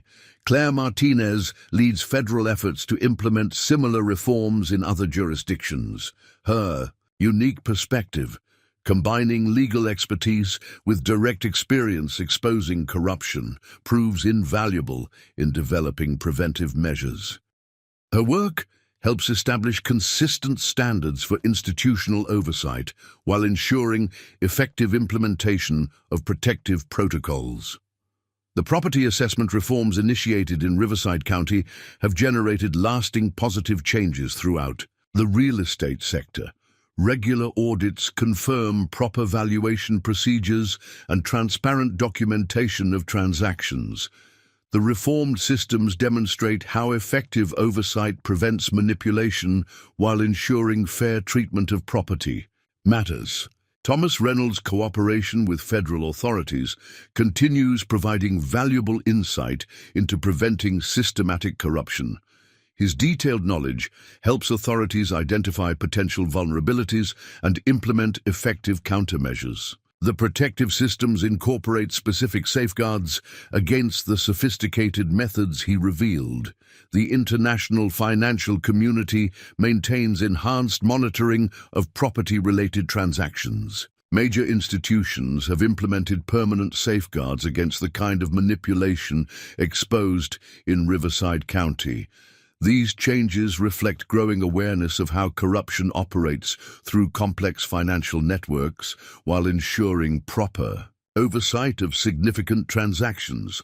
Michael Chen's ongoing advisory role with federal authorities helps ensure continued effectiveness of reformed systems.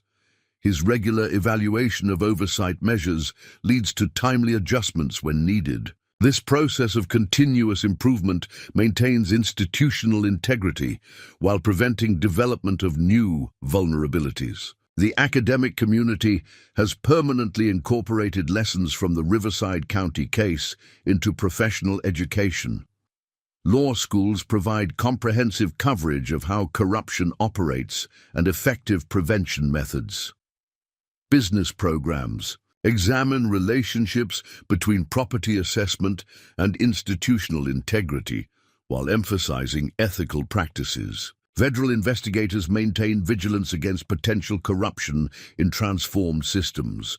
Regular reviews confirm proper operation of oversight measures while identifying any attempts at manipulation. This ongoing monitoring ensures sustained effectiveness of reforms while preventing regression toward corrupt practices. The reformed judicial system in Riverside County stands as a testament to the possibility of positive change. Regular evaluations confirm proper operation of protective measures and transparent handling of property matters. The sustained improvements demonstrate how carefully implemented reforms can create lasting institutional transformation. Sarah Chen observes continued positive impact throughout local institutions. Her professional experience helps evaluate long-term effectiveness of reformed systems. The maintained improvements confirm that properly implemented changes can create permanent positive transformation. Michael's strategic approach to exposing corruption has become a standard model for addressing institutional misconduct. His careful preparation and methodical presentation of evidence provide guidance for future reform efforts. The successful transformation of Riverside County's judicial system demonstrates how determined action can overcome entrenched corruption. The lasting impact extends beyond immediate institutional changes to influence broader social perspectives. On corruption, public awareness of how systematic misconduct operates helps maintain support for oversight measures. The transformed systems demonstrate that proper safeguards can effectively prevent manipulation while ensuring fair operation of vital institutions. As this chapter in Riverside County's history concludes, the lasting changes initiated through Michael Chen's courage and strategic thinking continue generating positive impact. His transformation from accused teenager to architect of reform demonstrates how determined pursuit of justice can overcome seemingly insurmountable obstacles. The legacy of these events provides hope and practical guidance for those confronting institutional corruption in other contexts. Up next, you've got two more standout stories right on your screen. If this one hit the mark, you won't want to pass these up. Just click and check them out, and don't forget to subscribe and turn on the notification bell so you don't miss any upload from us.